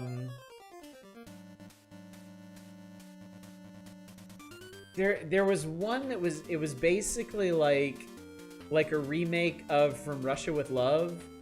Like it was just him and the Russians fighting over some like decoder device or something. I remember that one was pretty solid. But I like the Roger Moore movies just for being like schlocky, goofy bullshit. I loved Moonraker. I loved The Spy Who Loved Me. Octopussy is inexplicable and incredibly entertaining. Roger Moore's most stylish pulp with a spy theme. Yeah, totally. Living Daylight's always had your favorite theme. Christopher Lee is your favorite Bond villain. Christopher Lee is amazing in everything. Even the fucking prequel movies. But yeah, Man with the Golden Gun's really fun. Timothy Dalton, Sean Connery, and Pierce Brosnan are my favorite Bonds. I always tended more towards like the older ones. I really liked Dr. No and Goldfinger, just because it felt like a portal into an entirely different culture. They're so old-timey. There's so much kitsch to them. You like Count Dipshit in the prequel, but I just like Christopher Lee. I like seeing Christopher Lee do anything. Saw Moonraker way too many times. That ending though. Moore is really good, although some of his early films made me go, oh, he can't pull off the Sean Connery asshole Bond thing at all. I felt bad for how visibly uncomfortable he is with this.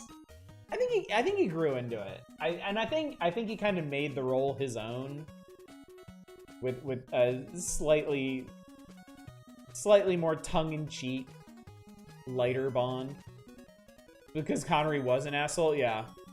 How much of that was acting, really? Yeah, Goldfinger had some all-time great lines, for sure. Totally agree, Justin. Totally agree. Yeah, I'm no fan of the prequel movies, but it was always fun to see actors I like show up and stuff. When I was a kid, I really liked the Pierce Brosnan Bond movies, but I'm pretty sure I've seen them since getting older, and I don't feel like they've aged well. Connery had the amazing power to make any country's accent Scottish. GoldenEye is good. I think GoldenEye might be like terminally 90s. I loved this will give you some indication of what my tastes were like. I loved the second Brosnan movie, the one where what was that? It's not The World Is Not Enough. It's not Die Another Day. It's fucking Tomorrow Never Dies. That was it. I loved Tomorrow Never Dies when I was a kid. And then I saw it again as an adult, and I was like, what?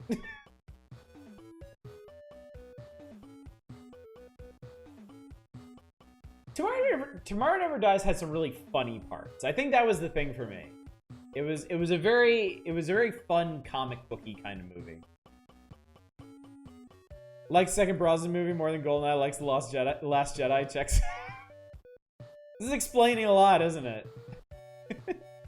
From Russia with Love is one I loved as a kid and have a love-hate relationship with now. I always thought that one was really boring when I was a kid. I couldn't sit through that one. It was too much Cold War espionage stuff. I would probably fucking love it now. I haven't seen From Russia with Love for a long time, but it was your favorite. I feel like I would probably like it a lot more now. But yeah, I couldn't. I like the really silly actiony ones when I was a kid. I like The World Is Not Enough with Denise Richards. My second favorite pros. I just remember. I remember seeing The World Is Not Enough in theaters and being like, okay, this is all right. And I remember the one-liners just getting worse and worse through the movie. And I remember, oh my God, I remember at the very end of the movie, Denise Richards' character's name is Christmas Jones. She's a fucking nuclear physicist or whatever. And of course, at the very end of the movie, she and Brosnan are fucking. And like the last line of the movie is, I think he says, he's like, huh, I thought Christmas only comes once a year. And the entire movie theater, everyone in the theater was like, oh. Just this audible, pervasive groan just rose from the audience and filled the room. It's so good.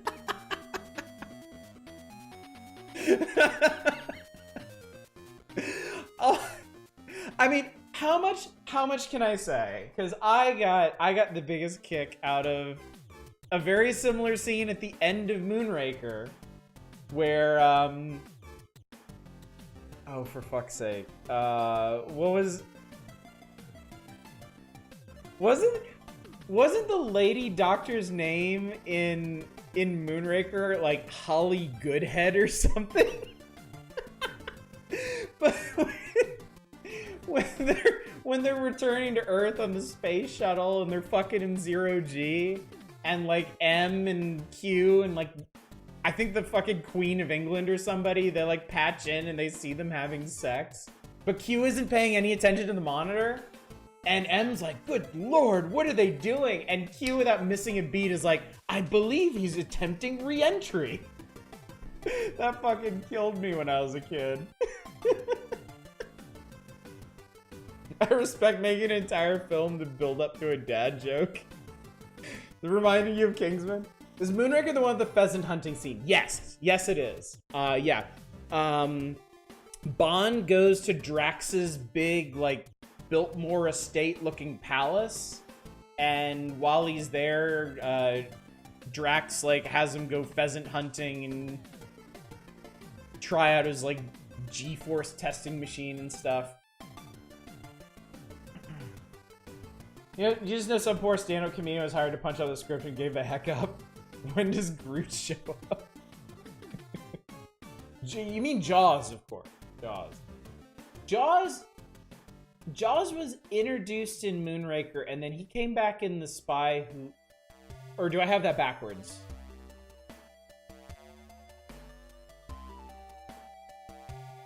No.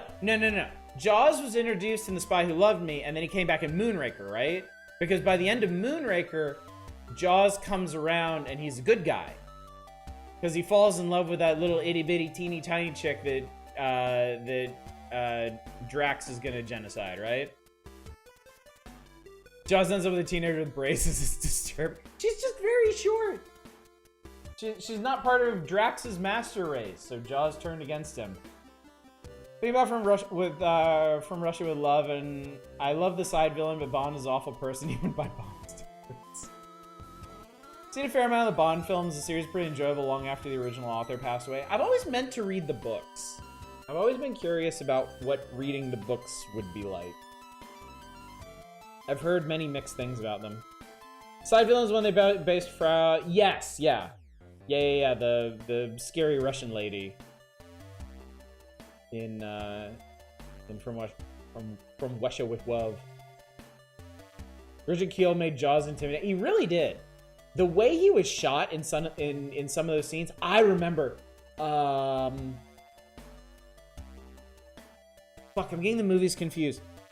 But in one of them, I think it's in The Spy Who Loved Me, they go to Egypt, and there's a scene where Bond is trying to catch up to some informant or defector or something, and it's during this like light show at night on the pyramids of Giza, and Jaws is like one step ahead of him and like stalking the guy and catches up to him, and like there's this straight up horror movie scene where he fucking bites through the dude's neck. Oh my god, that gave me the creeps so bad when I was a kid. Books are very much airplane reading kind of thrillers. I love all some bomb-ass music. You know, I never actually got to Egypt in GoldenEye. That was like the one level I never got to. Because didn't you have to beat Aztec on... You had to beat Aztec on like Secret Agent or 00 Agent. I couldn't do it. Because that last part in the shuttle launch area, I couldn't handle it. 00 Agent Egypt is fucking insane, I bet. Only read Casino Royale. I liked it. My god, Book Bond is an asshole. Yeah, my understanding before Daniel Craig took over is that of all the different actors who played Bond, Timothy Dalton was actually closest to Book Bond. And I never really enjoyed his movies as a kid because, like I said, I like the lighter, actiony, cartoonier Bond movies. I can appreciate his performance a lot more now, but he was too grim and too serious for me when I was a kid. I could be all the levels on Secret Agent, but only got up to the silo on 00. I think my greatest accomplishment in GoldenEye was, I remember you had to beat certain levels on certain difficulties under certain time limits to unlock cheats. And the second level, Facility, I think, you had to beat that one on 00 Agent in some absurd amount of time to unlock. It was like invincibility or something, and I managed to do that. That was like the last thing I ever did in that game. Book Bond is basically a cold murder robot wearing the thin illusion of humanity. Yeah, that was it. I really like those cheat unlocks. There was one, it was library or stacks, where like the time to beat was something like 12 seconds. And I was like, what the fuck? That's not possible. But then I sat down and I started plotting it out. And like that challenge teaches you how to speedrun that level. And I just thought that was the coolest thing ever. Facility was your favorite level? Facility was really cool. Facility was late, like it was just a really neat map to navigate with the security doors and stuff. Chemical facility in Archangels Dam. Third Doctor Who, John Pertwee was a spy and worked alongside Ian Fleming. No kidding, really? That's really cool. I got the invincibility too, but holy fuck, did it take me and my friends so many tries. Yeah, I think I tried that for months. I spent a long time. I wasn't the biggest fan of the N64. I didn't have a lot of games for it. GoldenEye was the last game I got for it, and to its credit, I played a shit ton of it. I spent months playing that game and unlocking as many of the cheats and secrets as I could. That's cool, Eva. That's really, really cool.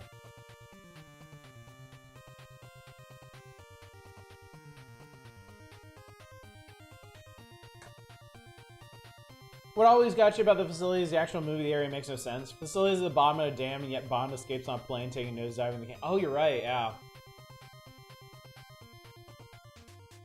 Yeah, and it's that huge expansive thing on the inside.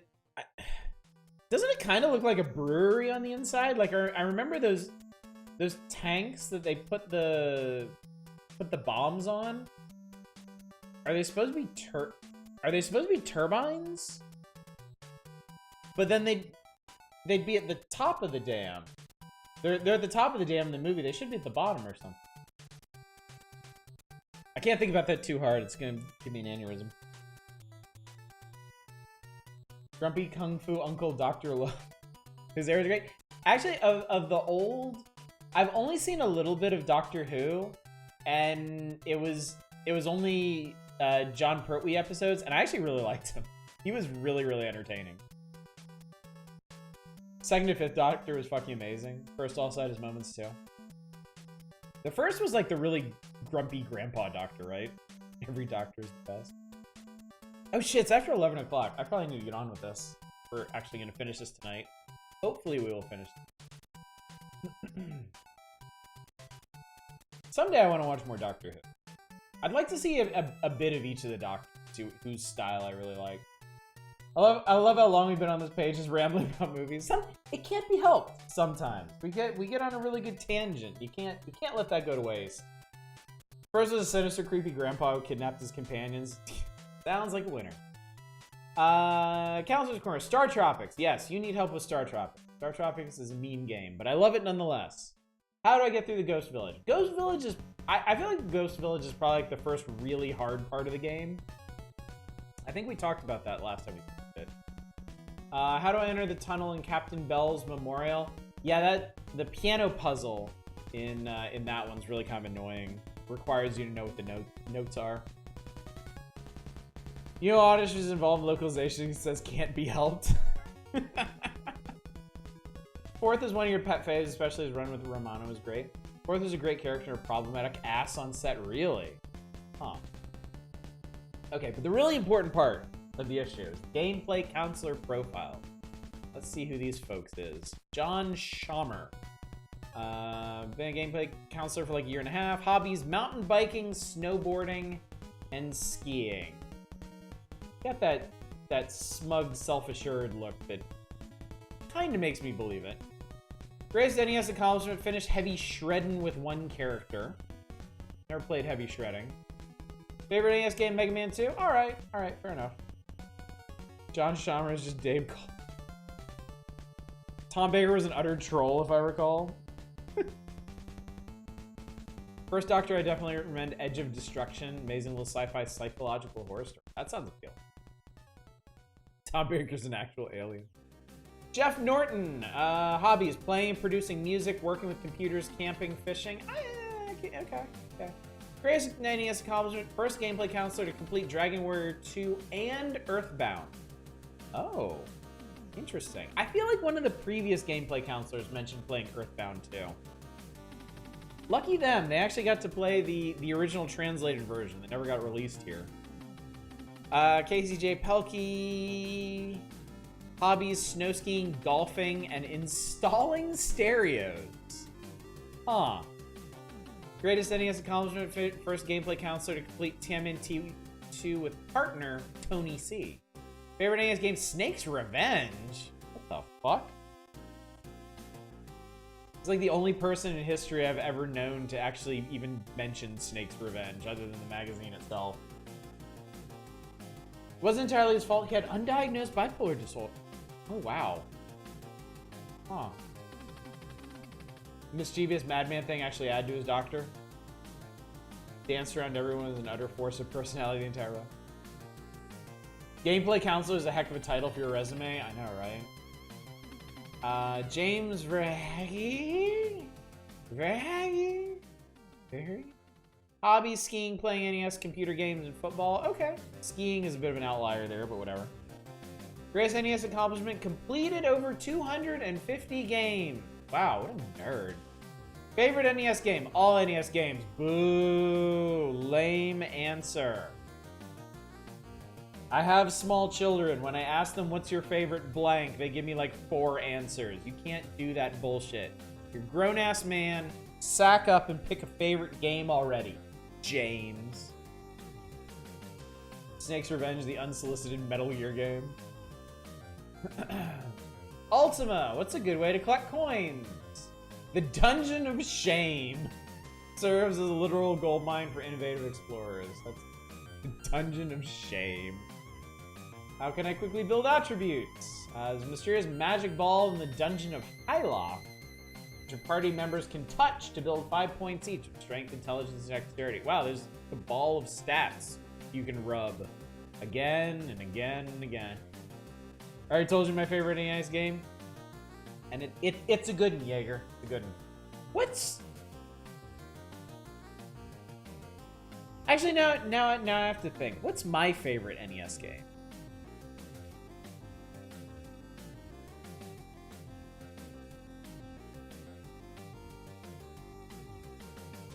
I think, You know, honestly, I think my favorite NES game might be Mega Man 3. I have such a good time playing that game. I have so many good memories of it. Hardest NES game I can beat without thinking is Abadox. I tried streaming Abadox, and yeah, I got to a point where that game was kicking me all over the place. My employer asked me what favorite thing about work is. I love all the work things, employer. No need for firings. It's also the Dungeon of Wrong. Bionic Commando, I feel like, is a good answer. Though Bionic Commando is one of those where I feel like you're probably not going to say that's your favorite unless you grew up with it and you learned how to deal with its bullshit when you were a kid. I didn't learn how to play Bionic Commando until college, but apparently that was still enough for me to learn to appreciate it. Make it all the way to stage 6 without missing a beat? That is impressive. That is really impressive. I'm kind of that way with Ninja Gaiden. Ninja Gaiden 2. I do okay with Ninja Gaiden 1, but I had Ninja Gaiden 2 as a kid, and I put months into learning that game, and I can get to the very last level without dying. After that, all bets are off. Though I streamed Ninja Gaiden 1 and 2 a couple years ago, and that was the first time I ever managed to beat the final boss of Ninja Gaiden 2 in one go. Without having to die and continue in the middle of that. Hardest part of stage 6 is the second half of it, where you have to deal with brains that block your shots and the electrified walls. The stupid-ass 3 blue rockets you have to destroy or avoid to one-shot you before you make it to the final boss. Oh yeah, I beat Sunsoft Batman. That's a feather in my cap. Does 2 do the same bullshit thing where you have to do the whole last act over? Yes. Yes, it does. If you die to the boss, you have to do that whole section over again.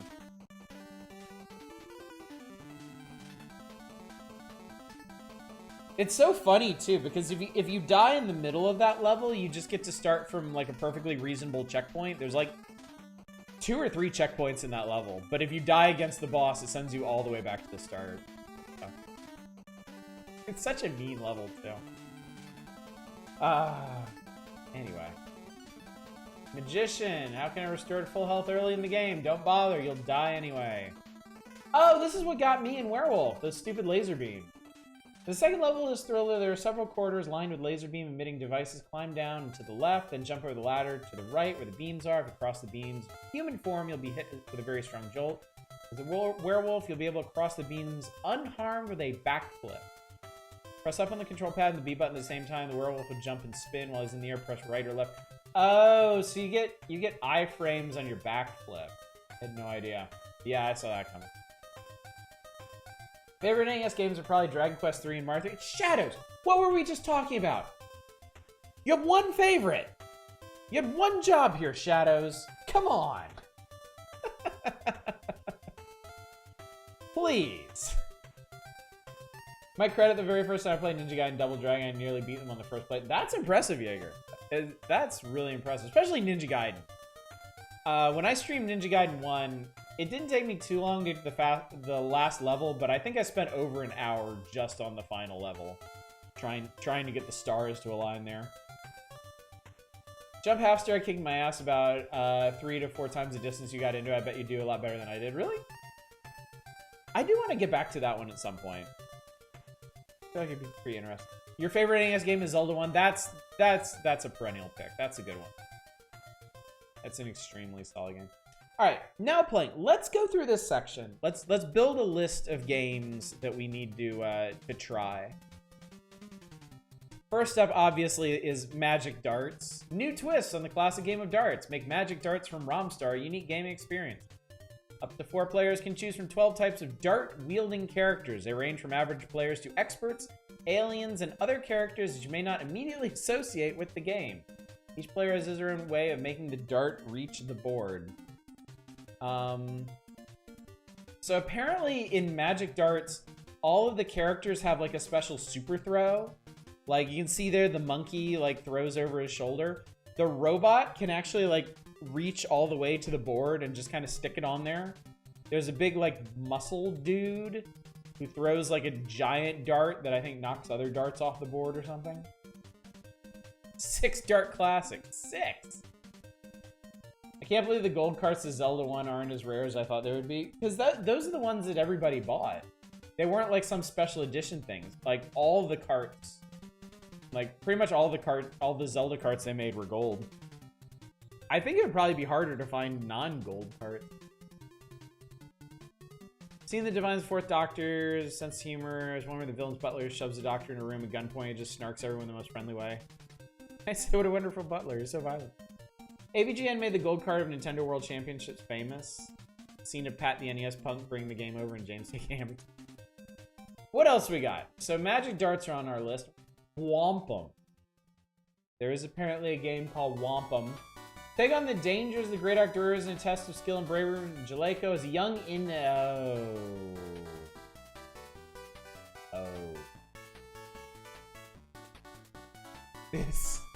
This may have aged poorly. As a young Indian brave, you will run, jump, and fight your way through 8 exciting levels from an opening test of courage to final battle. In the classic style of the Mega Man series and other action-packed adventures, you can choose the order in which you complete levels once you're through the first test. You have the option of choosing to fight through any of the 6 more difficult. I see some giant eyeballs. Can I vote no on that one? I don't think anybody's actually gonna request it. I think we're all a little bit nervous about this one. How about Mini Putt? The game in miniature golf receives royal treatment from JVC's excellent Mini Putt. Realistic courses, weather conditions, and skins game. There's a few of the features await up to 4 putters in this thorough treatment of the game. I see windmills, I see elephants, the ultimate challenge. Once you master the 3 moderate courses, you'll be ready to take on the maze-like super sloped greens of the challenge course. Flashball. Sofel's Flashball is a futuristic, fast-paced contact sport. Collisions don't just occur, they're part of the game. Step into Flashball Arena, so it's some kind of future sports ball, punch man, slap down, beat up, something. Well, a lot of sports games. Bill Elliott's Nascar Challenge. NASCAR Challenge is a realistic racer from Konami has come out victorious in championship season featuring 4 famous tracks. Bill Elliott's expertise is behind you. Take to the wheel. Try to master the touchy steering of a fast-moving car and the banked curves of treacherous courses. Third Hitchhiker book was based on a recycled Doctor Who script? What? Weird. No idea. That one always felt very different from the 2 books that came before it. That's interesting. Laser Invasion. Continuing the series, in the tradition is a Top Gun series of first-person perspective combat missions. Ultra presents a helicopter thriller made for use with the standard controller, Zapper light gun, or the new laser scope helmet. Fly your helicopter through enemy territory, then land and continue on foot through 4 exciting missions.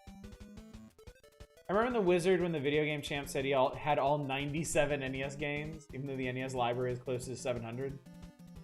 I mean, it took time to get there. We're still a couple years out from the end of the Nintendo's lifespan. And apparently at this point in 1991, there are, well, according to that one gameplay counselor, 250.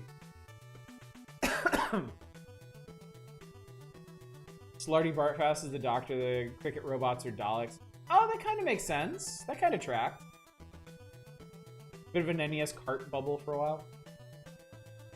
Nobunaga's Ambition 3. Don't waste your coins on this one.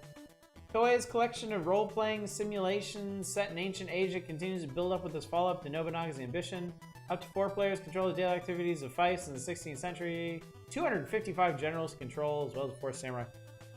What happened to Nobunaga's Ambition 2? The bat? The bear? Would you like to know what the bear is? It's the Bard's Tale. Here, let me live down here for a bit. Orcs, goblins, and other nasty creatures haunt the area surrounding the Adventurers Guild and the Bard's Tale from FCI. Form a party and set out to defeat these creatures while seeking your fortune. That's it. That's all you got. That's all you get. Wizard was released around the end of 1989, which is the reason they put that cameo of Mario 3 in it. He kind of died, so no more ambition. Alright, so what all actually came out this month? Bard's Tale, Bill Elliott's NASCAR Challenge, Castellian, Corvette ZR1 Challenge from Milton Bradley, Flight of the Intruder Hattress. Is that like Tetris with hats? Flashball, Laser Invasion, Lolo 3, The Lone Ranger, Magic Darts, Mini Putt, The Mutant Virus. I have no idea what that is. Nobunaga's Ambition 2, The Rocketeer, Vice Project Doom, and Wampum. Alright, chat, this is your last chance to get in a request for this issue. We got... What do we got on tap right now? Magic Darts and NASCAR. If you want to throw anything else onto the list, now's your chance. What's up, Captain Tio? Hattress is literally a puzzle game about stacking hats on people's heads. I love Nobunaga's Ambition 2, The Rocketeer. Wait, whoa. Now I'm confused. Because the chart says Nobunaga's Ambition 2, and the top says Nobunaga's Ambition 3. I have Lolo 1, but I've been trying to get my hands on Lolo 2, which is more expensive. I was going to buy a physical copy of Lolo 3 for a while, and it's like... cheapest I could find it was like 50 bucks on eBay. Hattress? Well, there you go. Also, what's up, Lojo? Hi. Alright, gang. Let's get to it. We got sports, and driving, and darts, and hats to do.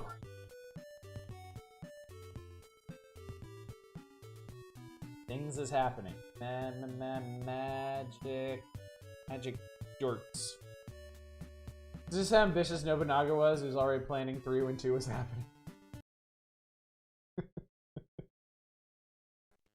Alright.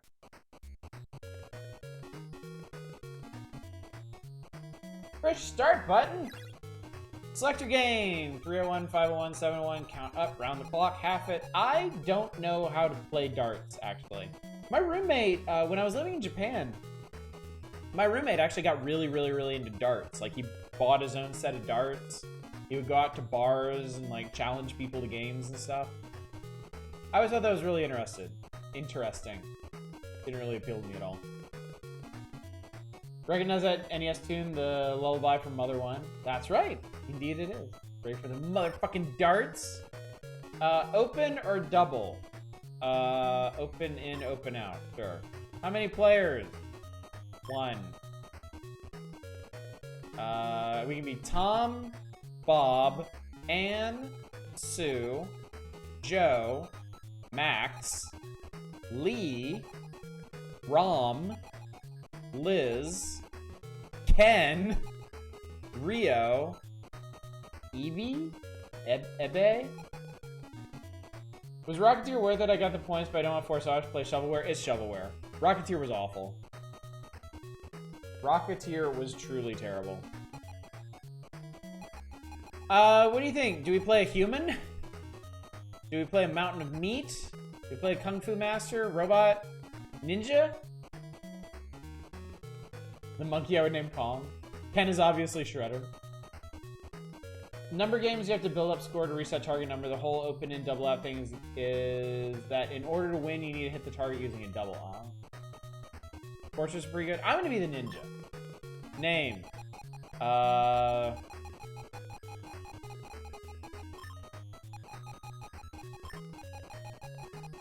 Ryu.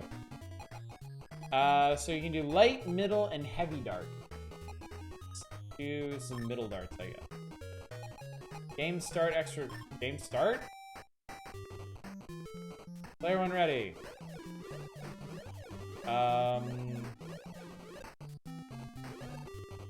Holy shit, there's like 3 meters here.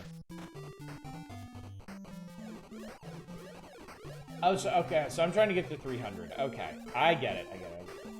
Heavy darts hurts more when you throw them at your opponent. Oh, that's not good.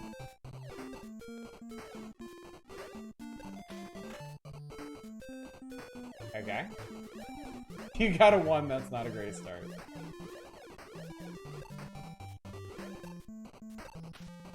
Ooh, that was almost bullseye. As a ninja, you should be throwing kunai, not darts.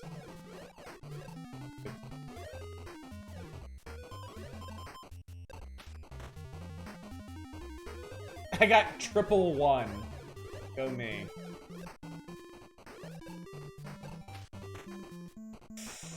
I got triple 20. Okay, that's progress.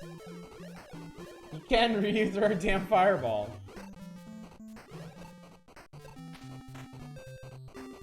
Interesting, okay. Ninja stars as well. Okay. I'm just gonna throw this damn thing. Let's try over here. Hit an 11. Solo darts is just kind of sad. You just want to see me get owned by the computer. I know how this goes. How many rounds do I have to do this?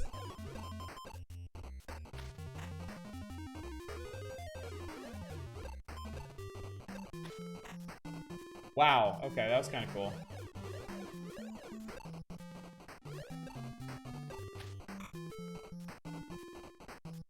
Even ninjas need time to unwind.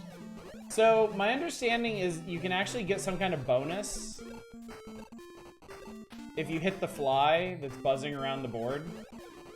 Like the alien. The alien's like super dart power is that they can like freeze the dart in midair and reposition it.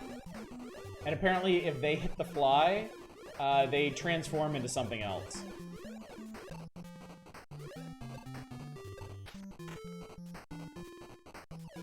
Alright, where's 5 on this board? There it is.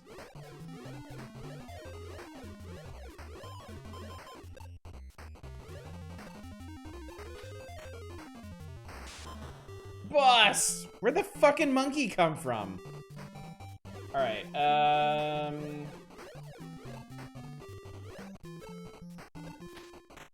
okay, there's the 20. Now I just need the 1.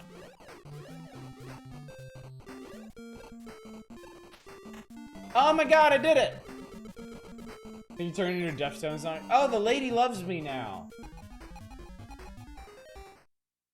Ninja win.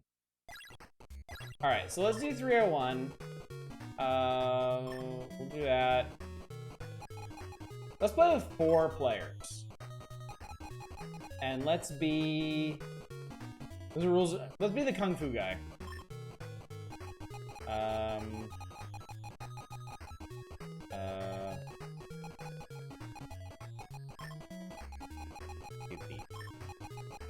There we go. Too heavy. Alright, and we are going to play against... Oh no! It's... Is there no computer? Can I not tell it?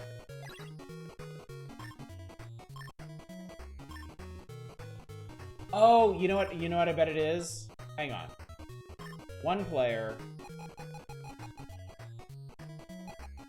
Actually, let's be the robot.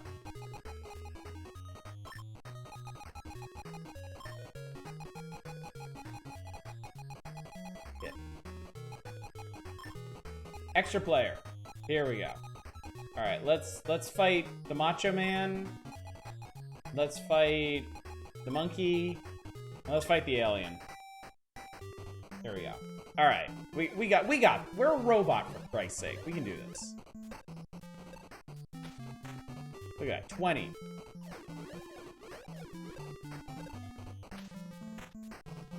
Okay, my finger slipped there. Don't read into it too much. All right, meat mountain. What you got? Look at this fucking dart.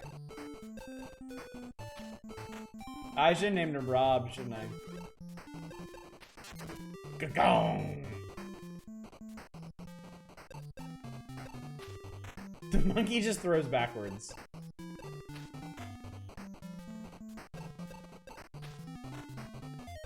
Jesus Christ, monkey. It's Dolph Lundgren. Yeah, that's what I was talking about. The alien can like reposition mid-flight.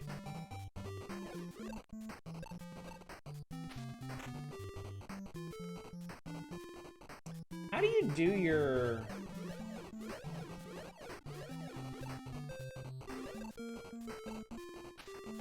I don't even know how you do your superpower in this.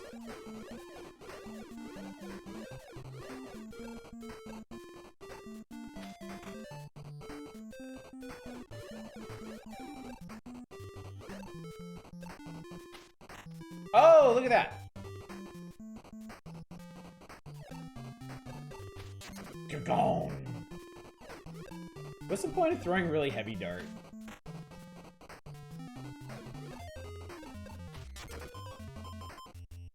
Okay, we're beating Macho Man. Monkey, I think Monkey's just gonna murder. Oh my god. The Monkey's just destroying all of us.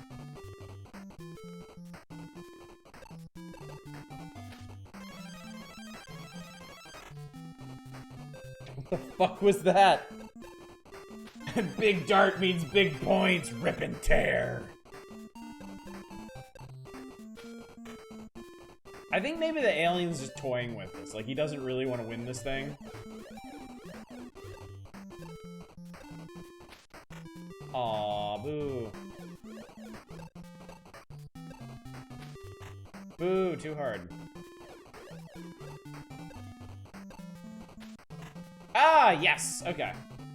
I'm getting a taste for those 60s. Not that it matters. Monkey Boy is just gonna murderlate us. Ooh, shot. Oh. Maybe his super throw just goes really, really straight or something. Alright, he just needs a 7. Holy shit! Fuck you, monkey. Alright, I guess we're fighting over second now.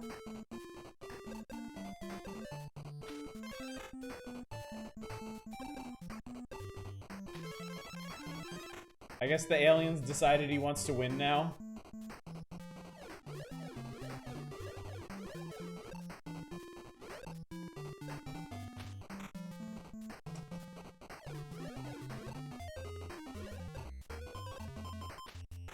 Aw, man.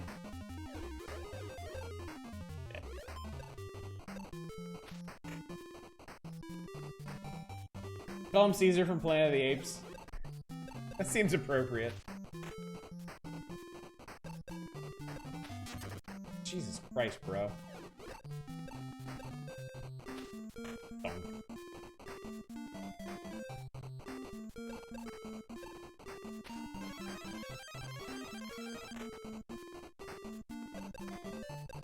Think him out. Good night. Good night, Emran. Thanks for coming out. I'm sorry, Mr. Alien. What are you doing?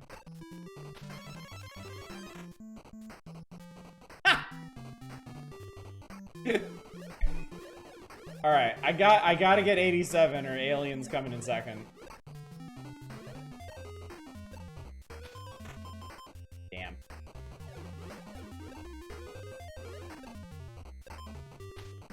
Ah, damn it.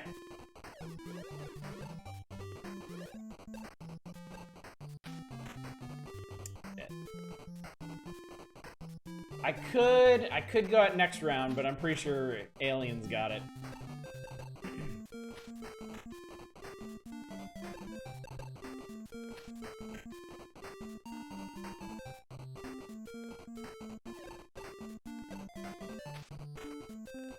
Oh, he fucked up! You fucked up, Alien! Alright, now I need to not fuck up. I fucked up. He went over. He needed to hit a 1 and he hit a 20 instead, so he busted and lost his turn. Same thing happened to me. I need... I need 27 to get out and I hit a 60.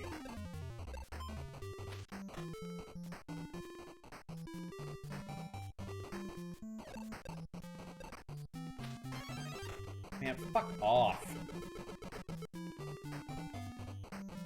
Alright, can I at least beat Captain Meatlord? Alright, there's 20. 7 is over here.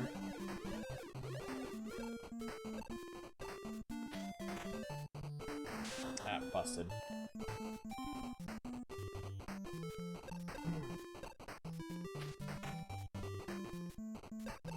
missed entirely.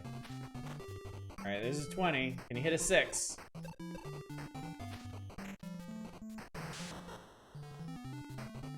Alright, there's still a chance.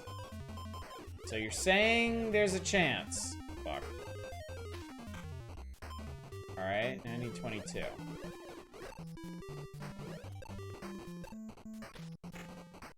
God damn it, I'm really good at hitting 60s now. Time for the dish to come in dead last. Alright, he needs 6.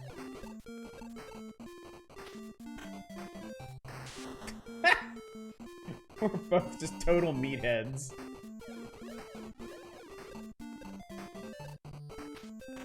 Alright, 20. Keep this up and you play forever. I'm not good at hitting low stuff.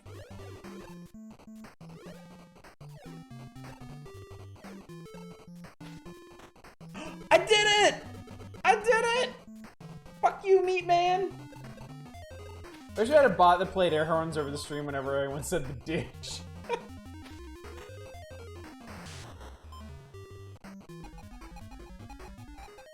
I could probably set that up, actually. IRL, I'm better at hitting lows than highs. Interesting.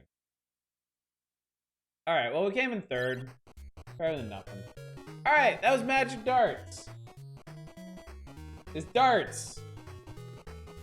On your Nintendo Entertainment System. Cool. Okay, real quick, let me see here. What was the other thing we're doing? Bill Elliott's NASCAR Challenge. Alright. Starring Dolph Lundgren. Bill and no, Bill Elliott. Oh boy. My dad had a really fun NASCAR game on PC when I was a kid.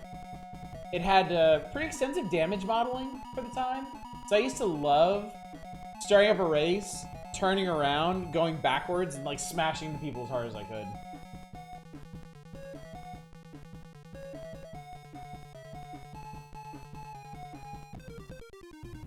Oh boy, is that Bill Elliott up there?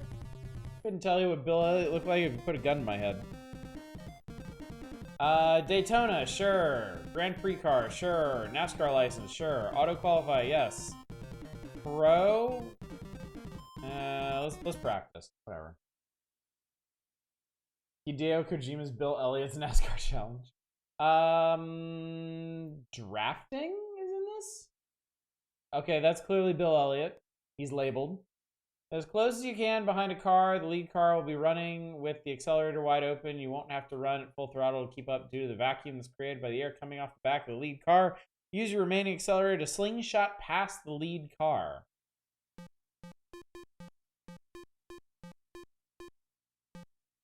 Interesting. Oh my god.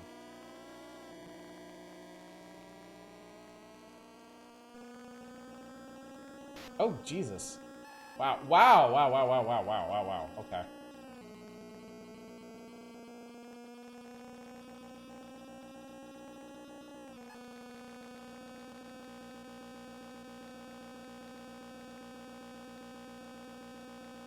Drifting? No, drafting.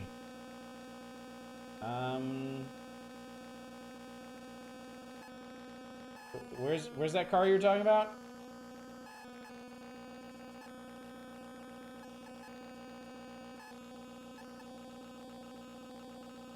I feel like this actually looks pretty good for an NES game.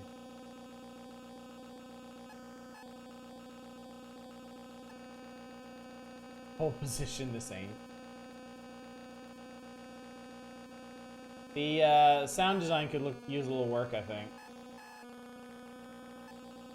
It really gets the turning gently left heart of NASCAR. That it does. Okay, that car I was supposed to draft is like long gone. Let's just race. Fuck it. Oh, Lord. Qualifying results. I guess we're number 11. The racer with no name. Racer X. Drivers, start your engines. Okay. I fucked up the practice. I'm ready to race.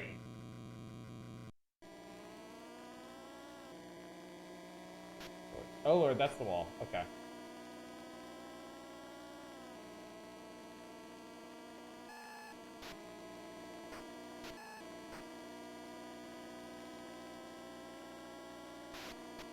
Reminds me of Todd Rogers' controversy in Dragster.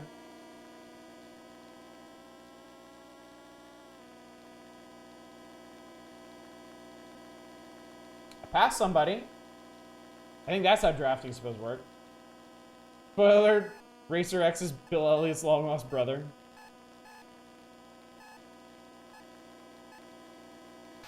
Shit. Shit. Claim to have gotten a record that's impossible? Interesting.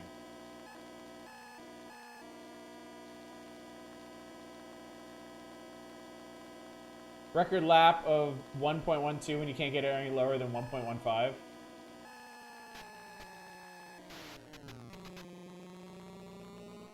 That didn't go so hot. Oh no! Stop passing me.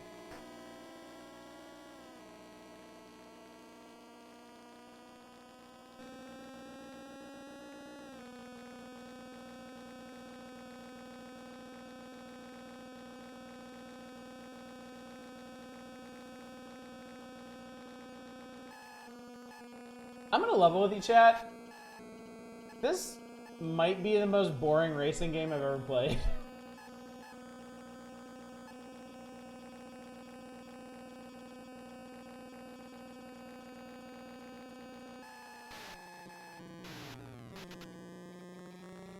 Well, duh, it's NASCAR.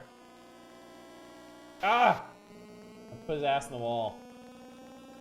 The hard driving soundtrack that really brings us in. Yeah. The complete lack of music.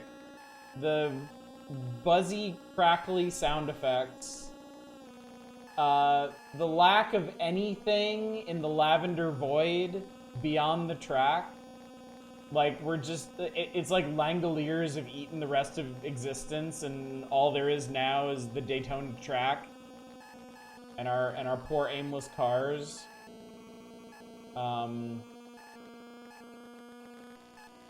There's nothing here, chat. There's nothing here for us. Oh, this guy's being a real D-bag. Get behind me. Another Konami winner. Here's a franchise they could revive. Bill Elliott's NASCAR Challenge. Nope, nope, nope. Fuck you, green car! I didn't knew the end of the universe would involve Florida. How many laps is this? I just had this horrible realization. How many laps is this? Oh, is that counting down, not up?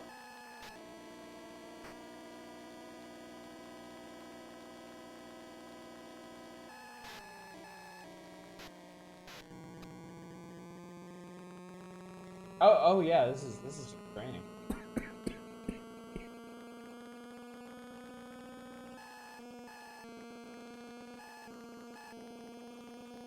These sound effects are awful. Oh, it is counting down. Okay. We don't.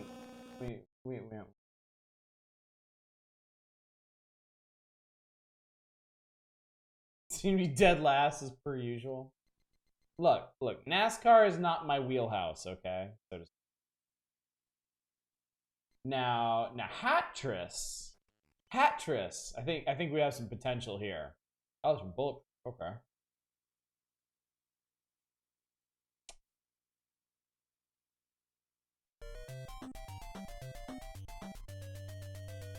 I found funny about the pachinko machines. They're an indie gambling creation. I learned that in the Mighty Morphin Power Rangers, the episode of the Pachinko Monster. Wow. There's a shop.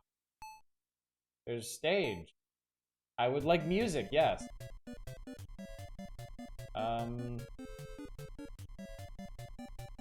Okay.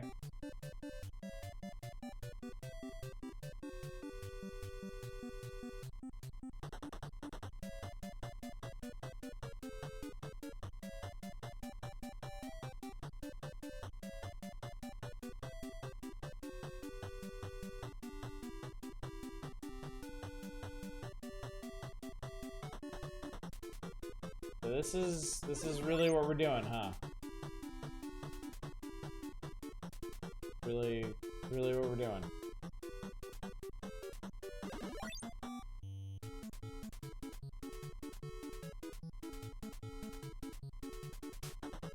So 5 hats makes a complete stack, huh?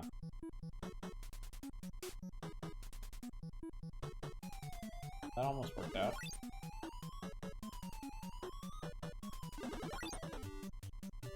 Oh, I might have kind of fucked that up.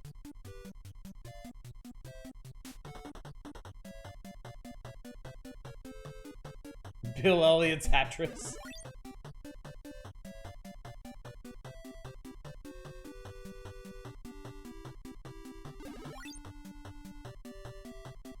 I wish I brought them all back for a revival episode of Mighty Morphin. So far they just do cameos of the original actors. I have to admit, this is a hilarious concept for a game. How do you even get here? Like, man, Tetris is really blowing up. We should get in on that somehow. Yeah, but they already have the monopoly on blocks. What could we possibly offer? Hats. Stop me if you've heard this one. Hats.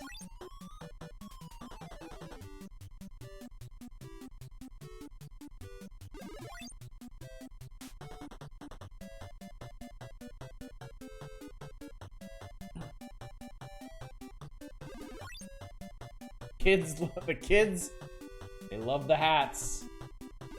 You have to admit, no one's gonna beat them to the patent office with this one, though. Some jazzy music, too.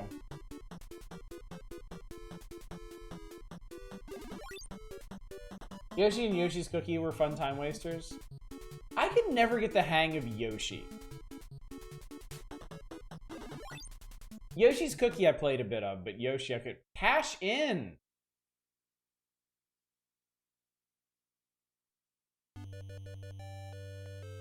Oh, the guy's face has changed. Should I be? Oh shit! Oh shit! It's Frankenstein. He wants a bowler. Oh fuck. Oh Jesus.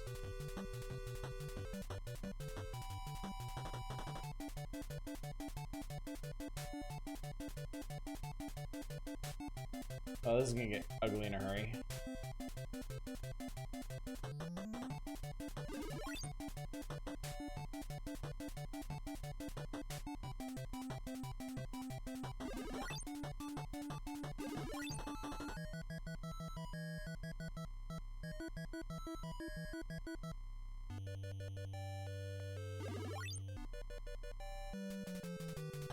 Guy on top was Alexi himself then. Now we're John Cena. How can you tell? Isn't he invisible? How weird out in the background hearing Baby got back in the background of Hattress feels wrong. Yeah,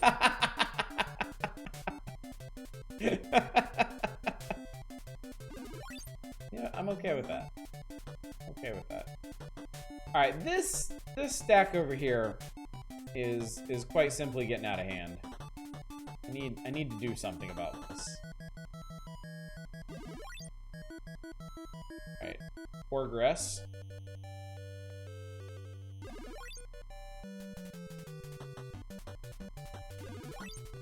Alright. Slap more caps onto that one. Uh-oh.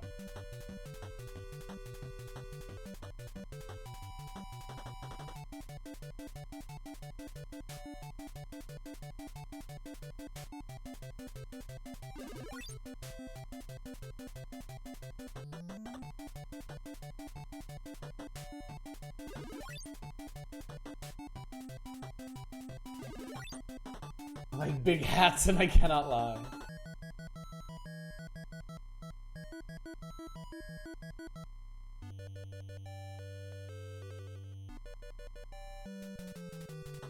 Not exactly coming together, chat.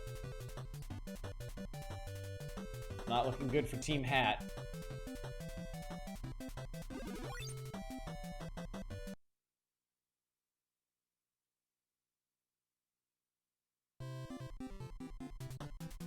Capitalism. I know what this game is about, but it feels like capitalism is bad.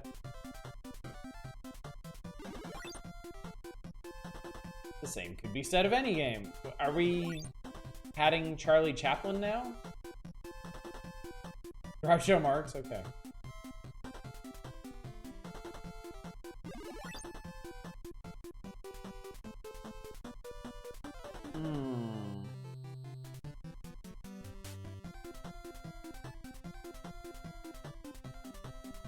Really helping those guys at the bottom, or are you torturing them? How many hats do you want to wear at any given time? I believe you'll find your answer there.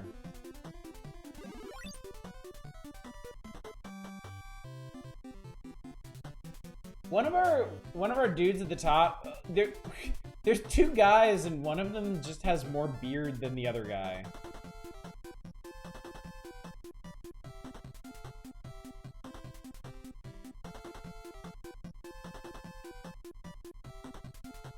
Zero.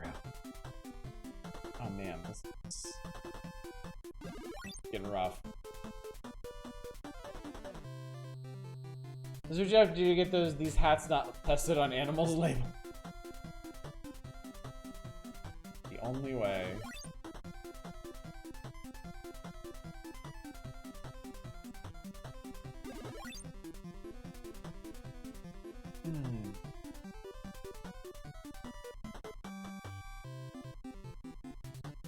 Keep stacking more hats on my problems.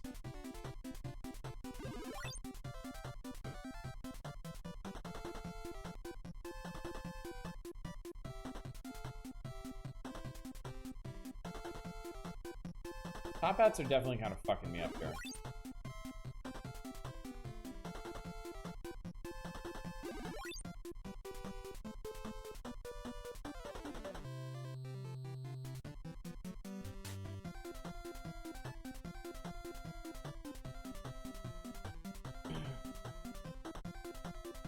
What do you want from me?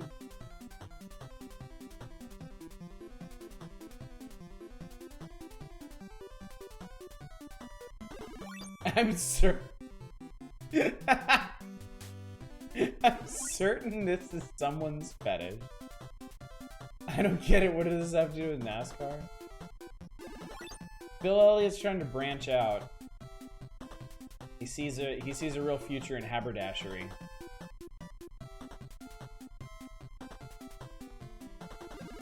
Christ. Give me the money.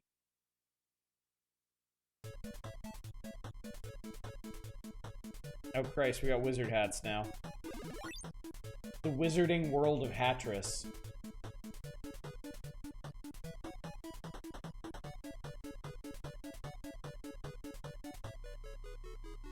Jesus Christ.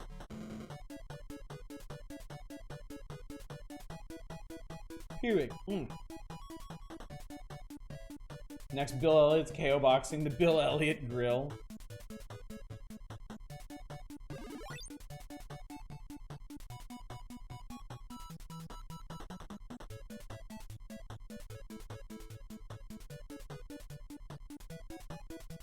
I'm in level with you. This is not looking good.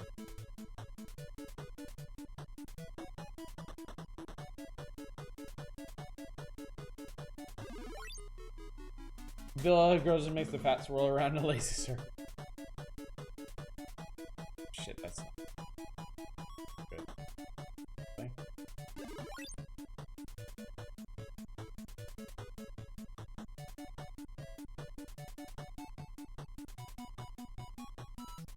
No, I fucked it. Ah, I fucked it. I don't know. I don't know if this is salvageable.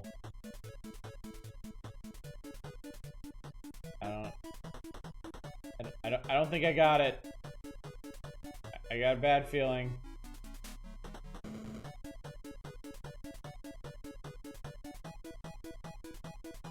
No. Cash out on it. I'm sorry, wait, what the fuck? I'm now this guy.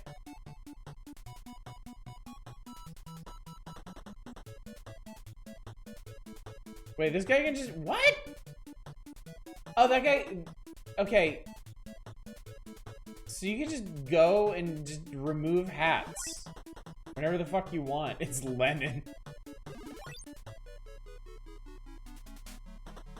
He seized the means of hats.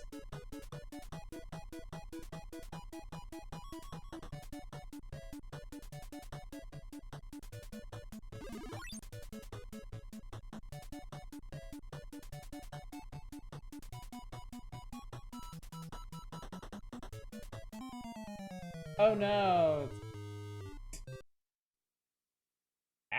No, I think as pretty appropriate here. Okay. That was Hatchmas.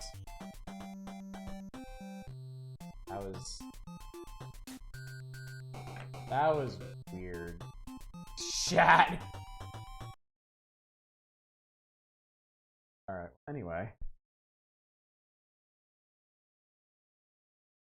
Anyway, let's wrap this thing up. All right, Pack Watch. You can, if you really want, request these, but most of them will show up in the magazine. And I'm not going to get to them. I'm not going to get to playing them until they do show up. Shatras turned out to be even less popular than the hat one. Game was made by Alexei Pajstov. It makes sense Vladimir Lenin would make an appearance. Scroll up. What did you want to say? What were you curious about, Arcane?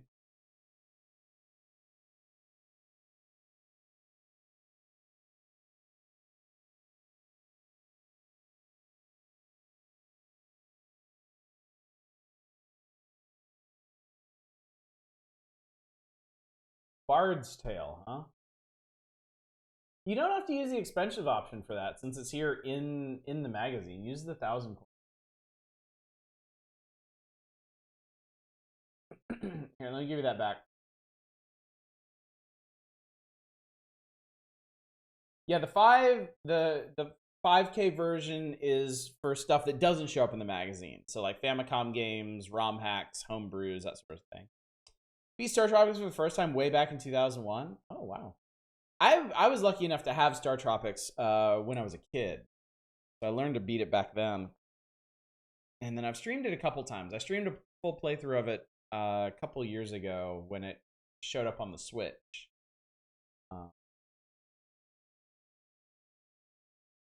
Then I played it again recently when it showed up in the magazine. Did you ever stream Castlevania Symphony of the Night? I sure did. I did that one of my own volition. I just started up one night and went through it. It was really nice. Dark. Oh, Dark Magic Trip. All right, so looking to the future of NES game packs. Tecmo Super Bowl. I know some people have talked about this. Said it's pretty good.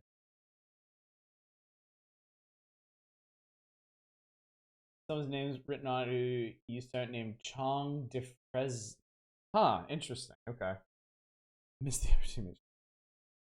Long awaited follow-up Tecmo Bowl is on its way. Tecmo Super Bowl adds more football features and fun with emphasis on coaching choice. Choose 28 real pro teams, play a complete 16-week season. A total of 224 matches. It's foosball. Darkman. Movie game maker Ocean is planning a game based on the sci-fi superhero. Sci-fi. Daydream and Darkman. In the other version we saw, the cinema graphics were top-notch. And the action scenes reminded us a bit of RoboCop 2. Oh God. Why? Like the movie, the game will contain lots of action as Darkman tries to get his revenge on the gangsters who made him the tragic superhero that he is. In the game, Garden Man is superheroes. Beat Tecmo Bowl way back in 1991. I was so proud of that. Played as the Raiders. Darkman Sci-Fi is artificial skin. I feel like that's not really an emphasis. His sci-fi PC. I picked the winner.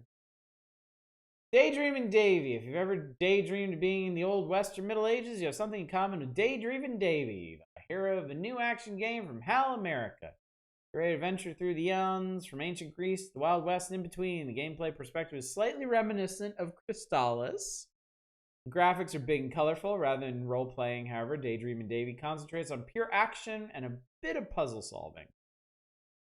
The depth of the game comes from the many long and twisting mazes Davey must negotiate. The maze, of course, filled with foes, desperados, demigods, I know this one's going to show up. We'll give it a try when it does. Hudson Hawk. Game based on the new Bruce Willis action comedy. Wait.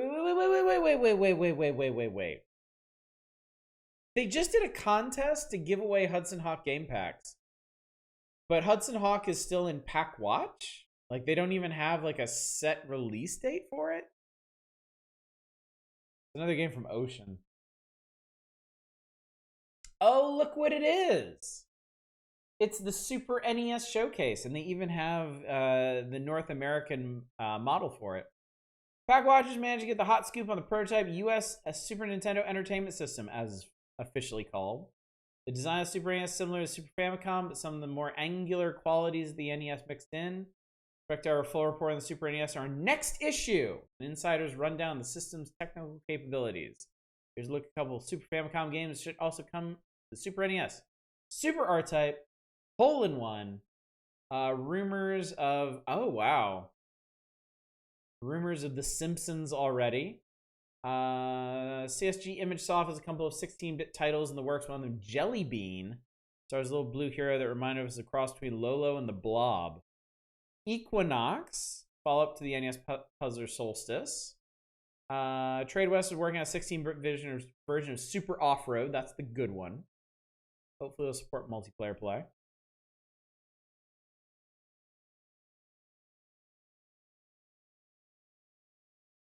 Mummy actor Arnold Vosloo is Darkman Parts 2 and 3. Oh my god, there were sequels.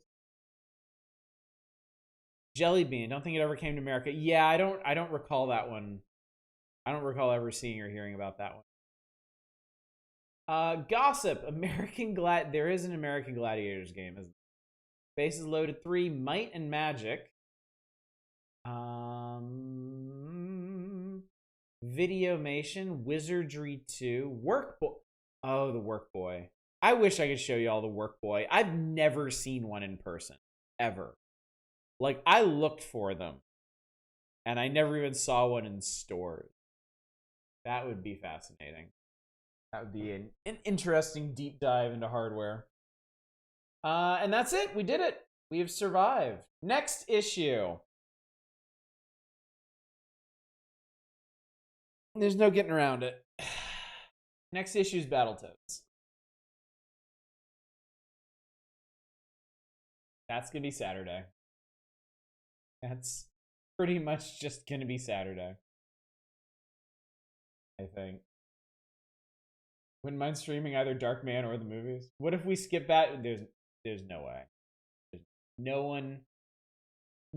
one is going to let me just skirt past Battletoads. There's no way. Chat has not stayed. Chat made me play the fucking Immortal again tonight. There is no way we get past Battletoads unscathed. No way. Impossible. Also, next issue is kind of a thin one because they spend so much time on Battletoads.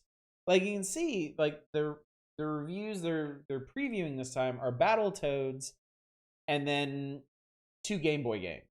And then their Super NES preview is mainly going to be focused on hardware. So there's actually going to be fewer games shown off next time than normal. On the other hand, let me confirm this real quick. Hang on one second.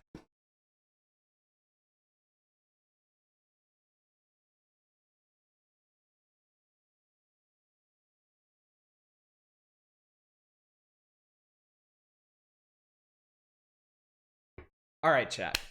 There is a silver lining to this. I do have exciting news, at least. Next issue is a pretty thin one. It's Battletoads and a couple other things. Probably 2 nights, right? The issue after that is the one with the Robin Hood cover feature. It's got some interesting games in it. I'm sure we'll spend 2 or 3 nights on that. The issue after that is the advent of the Super Nintendo. We're that close. We get past Battletoads. We get past Robin Hood. We can finally do Super Nintendo games. So we're almost there. We're very, very close. And on the bright side, Game Boy Hunt for Red October is in the next issue. We might be able to check out that weird multiplayer mode it has, where one person plays Red October and the other person plays the enemy fleet. I don't know how much of it I can actually play, but I'll certainly try to show that off because it sounds really cool. Faceball 2000. We're obviously gonna do Faceball 2000 with this. That's a personal favorite of mine. Is Faceball in the next issue? Is there something on here that says it's in the next issue? Because if it is, we're playing it. That might be a saving grace as well. All we gotta do is survive a night of Battletoads. We'll be fine. Are you just looking forward to the SNES? Well, the Game Boy Faceball shouldn't be too far off. That one came pretty early, if I remember correctly. 3 FPS. Oh God! Wait until we get to Stunt Race FX. I had such fond memories of renting that game, and then I played it when they put it on the Switch, and holy shit, like, I don't understand how anybody even played that game. Baseball Stars from SNK was a favorite sports game of mine. There's gonna be a lot of cool stuff coming up pretty soon, especially once we get to the SNES launch lineup. Other than Chrysalis is the second SNK game I own. SNK made a lot of really cool stuff on the NES. Like, they had a very, very broad catalog. And on the Super Nintendo, too. There was a lot of really neat stuff. You have to win Battletoads before you can move on to the SNES. We gotta survive one night of Battletoads. The equivalent of saying you just gotta survive one night of the Purge. Alright. Okay, chat. I know we have a small backlog of games got snuck in at the end there, but I am tired. I need to get some sleep, so I think I'm gonna leave it here for tonight to defeat Shenlong. About fucking Vortex, that was a Super FX game that sucked when it came out. I don't remember that one. I guess you'll probably make me play it when it shows up in the magazine, but I don't remember a game called Vortex. Glad to see SNK is still going on. They're SNK Play More now. Yeah, Jaeger. I picked up King of Fighters 15 when it launched, like, what, 2 weeks ago? I did one night on that. That was a lot of fun. Fun hanging out and chatting. I'm glad you dropped by. Always fun to have some new folks drop in, especially on Power Hours nights. I say this a lot, I'm going to say it again, these are my favorite streams. I absolutely love sitting here, going through these old issues, talking about the games, talking about random other stuff, talking about movies, talking about James Bond. It's just, it more than any other stream, and thank you so much for the follow, by the way. More than any other stream, it really channels that feeling of, like, sitting around, like, in college or in high school, just talking about stuff. Like, one person's sitting there playing some game, everybody's kind of like half watching, half chatting about whatever's on their mind. Hudson Hawk, the best James Bond. Clearly Hudson Hawk's an inspirational figure. Always interesting to me because I was just too young to know what he was about when the issues were coming out. Yeah, especially the way back ones, the ones from the really early days. I'm sure things will get a little bit more familiar to folks once we get full swing into the SNES era, because that was really like the golden age of this magazine. And I think a lot of the features that people look back fondly on come from that period. But this was my childhood, right? like learning about NES and Game Boy games, and just marveling at all the different kind of games that were out there. Can I stream Hudson Hawk in the server? Hell yes, you can. Go nuts. Go nuts, Arcane. Having people who are as old or almost as old as I am ruminating about the old days. UK and Canada got Game Players magazine. Sucks Australia didn't get any other gamer-specific magazine. That does suck.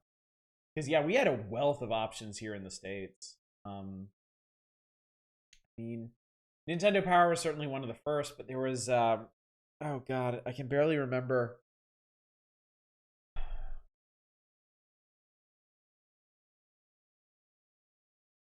What were the contemporaries of this? I remember there were two big ones, two big general console magazines. Like we did, you didn't get Nintendo Power. One I collected was NMS. I and one other person on the internet have the Games Tips and Tricks magazine guide to Wind Waker. Feel lucky. Nintendo magazine system. Yeah, I'm gonna look up what those other magazines I'm thinking are. I might see if there's internet archives for them as well. Because someday, many years from now, we are going to need something to do after the Power Hours runs its course. Something other than just starting over from the beginning. We'll see. Okay, real quick, let's talk about the schedule, and then I'll let y'all go. Tomorrow night, we're doing The Wheel. Folks have picked a bunch of week-long deals on Steam for us to throw up randomly and play through and find something hopefully entertaining. So I hope you join me for that. We will be back to the June 1991 issue of Nintendo Power and Battletoads on Saturday. I'll be off Sunday, and then on Monday we'll be starting up full playthrough of some Super NES RPG. What'll it be? Find out on Saturday. I picked one.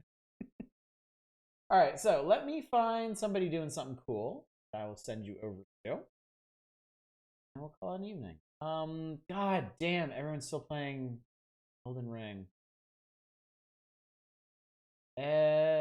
Everybody. Hey, how about we go? Yeah, let me make sure it's not like shutting down or anything. Oh my god, I don't need 2 ads right now. Twitch, piece of shit. I know about Carl's Jr. I wish you could somehow tell the internet, yes, I know about these things. I already do these things. Don't advertise these to me anymore. Don't annoy me with shit I already know.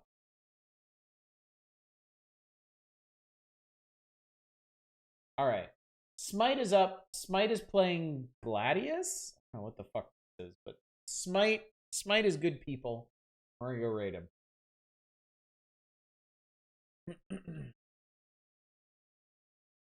Issues of Nintendo Power that feature Crystalis and Mario 3 are your favorite ones. Full Guys of Mario 2 and Mario 3 are their own Nintendo Power magazine. I remember the Crystalis ones. I remember the big foldouts for those. They were always super fascinating. One of the reasons I was always curious about Crystalis. I'd always wanted to do a playthrough. Rating Smite with Carl's. If it was in hand, it'd be a totally different matter. But anyway, gang, thank you so much for coming out. Thank you for joining me on this lovely walk down memory lane. I do so enjoy these evenings very much. And I'm, despite the threat of Battletoads, I am looking forward to Saturday. So hopefully I'll see you then, or tomorrow night for the wheel. But whatever night that I see you, until then, as always, y'all take care. Bye, everybody.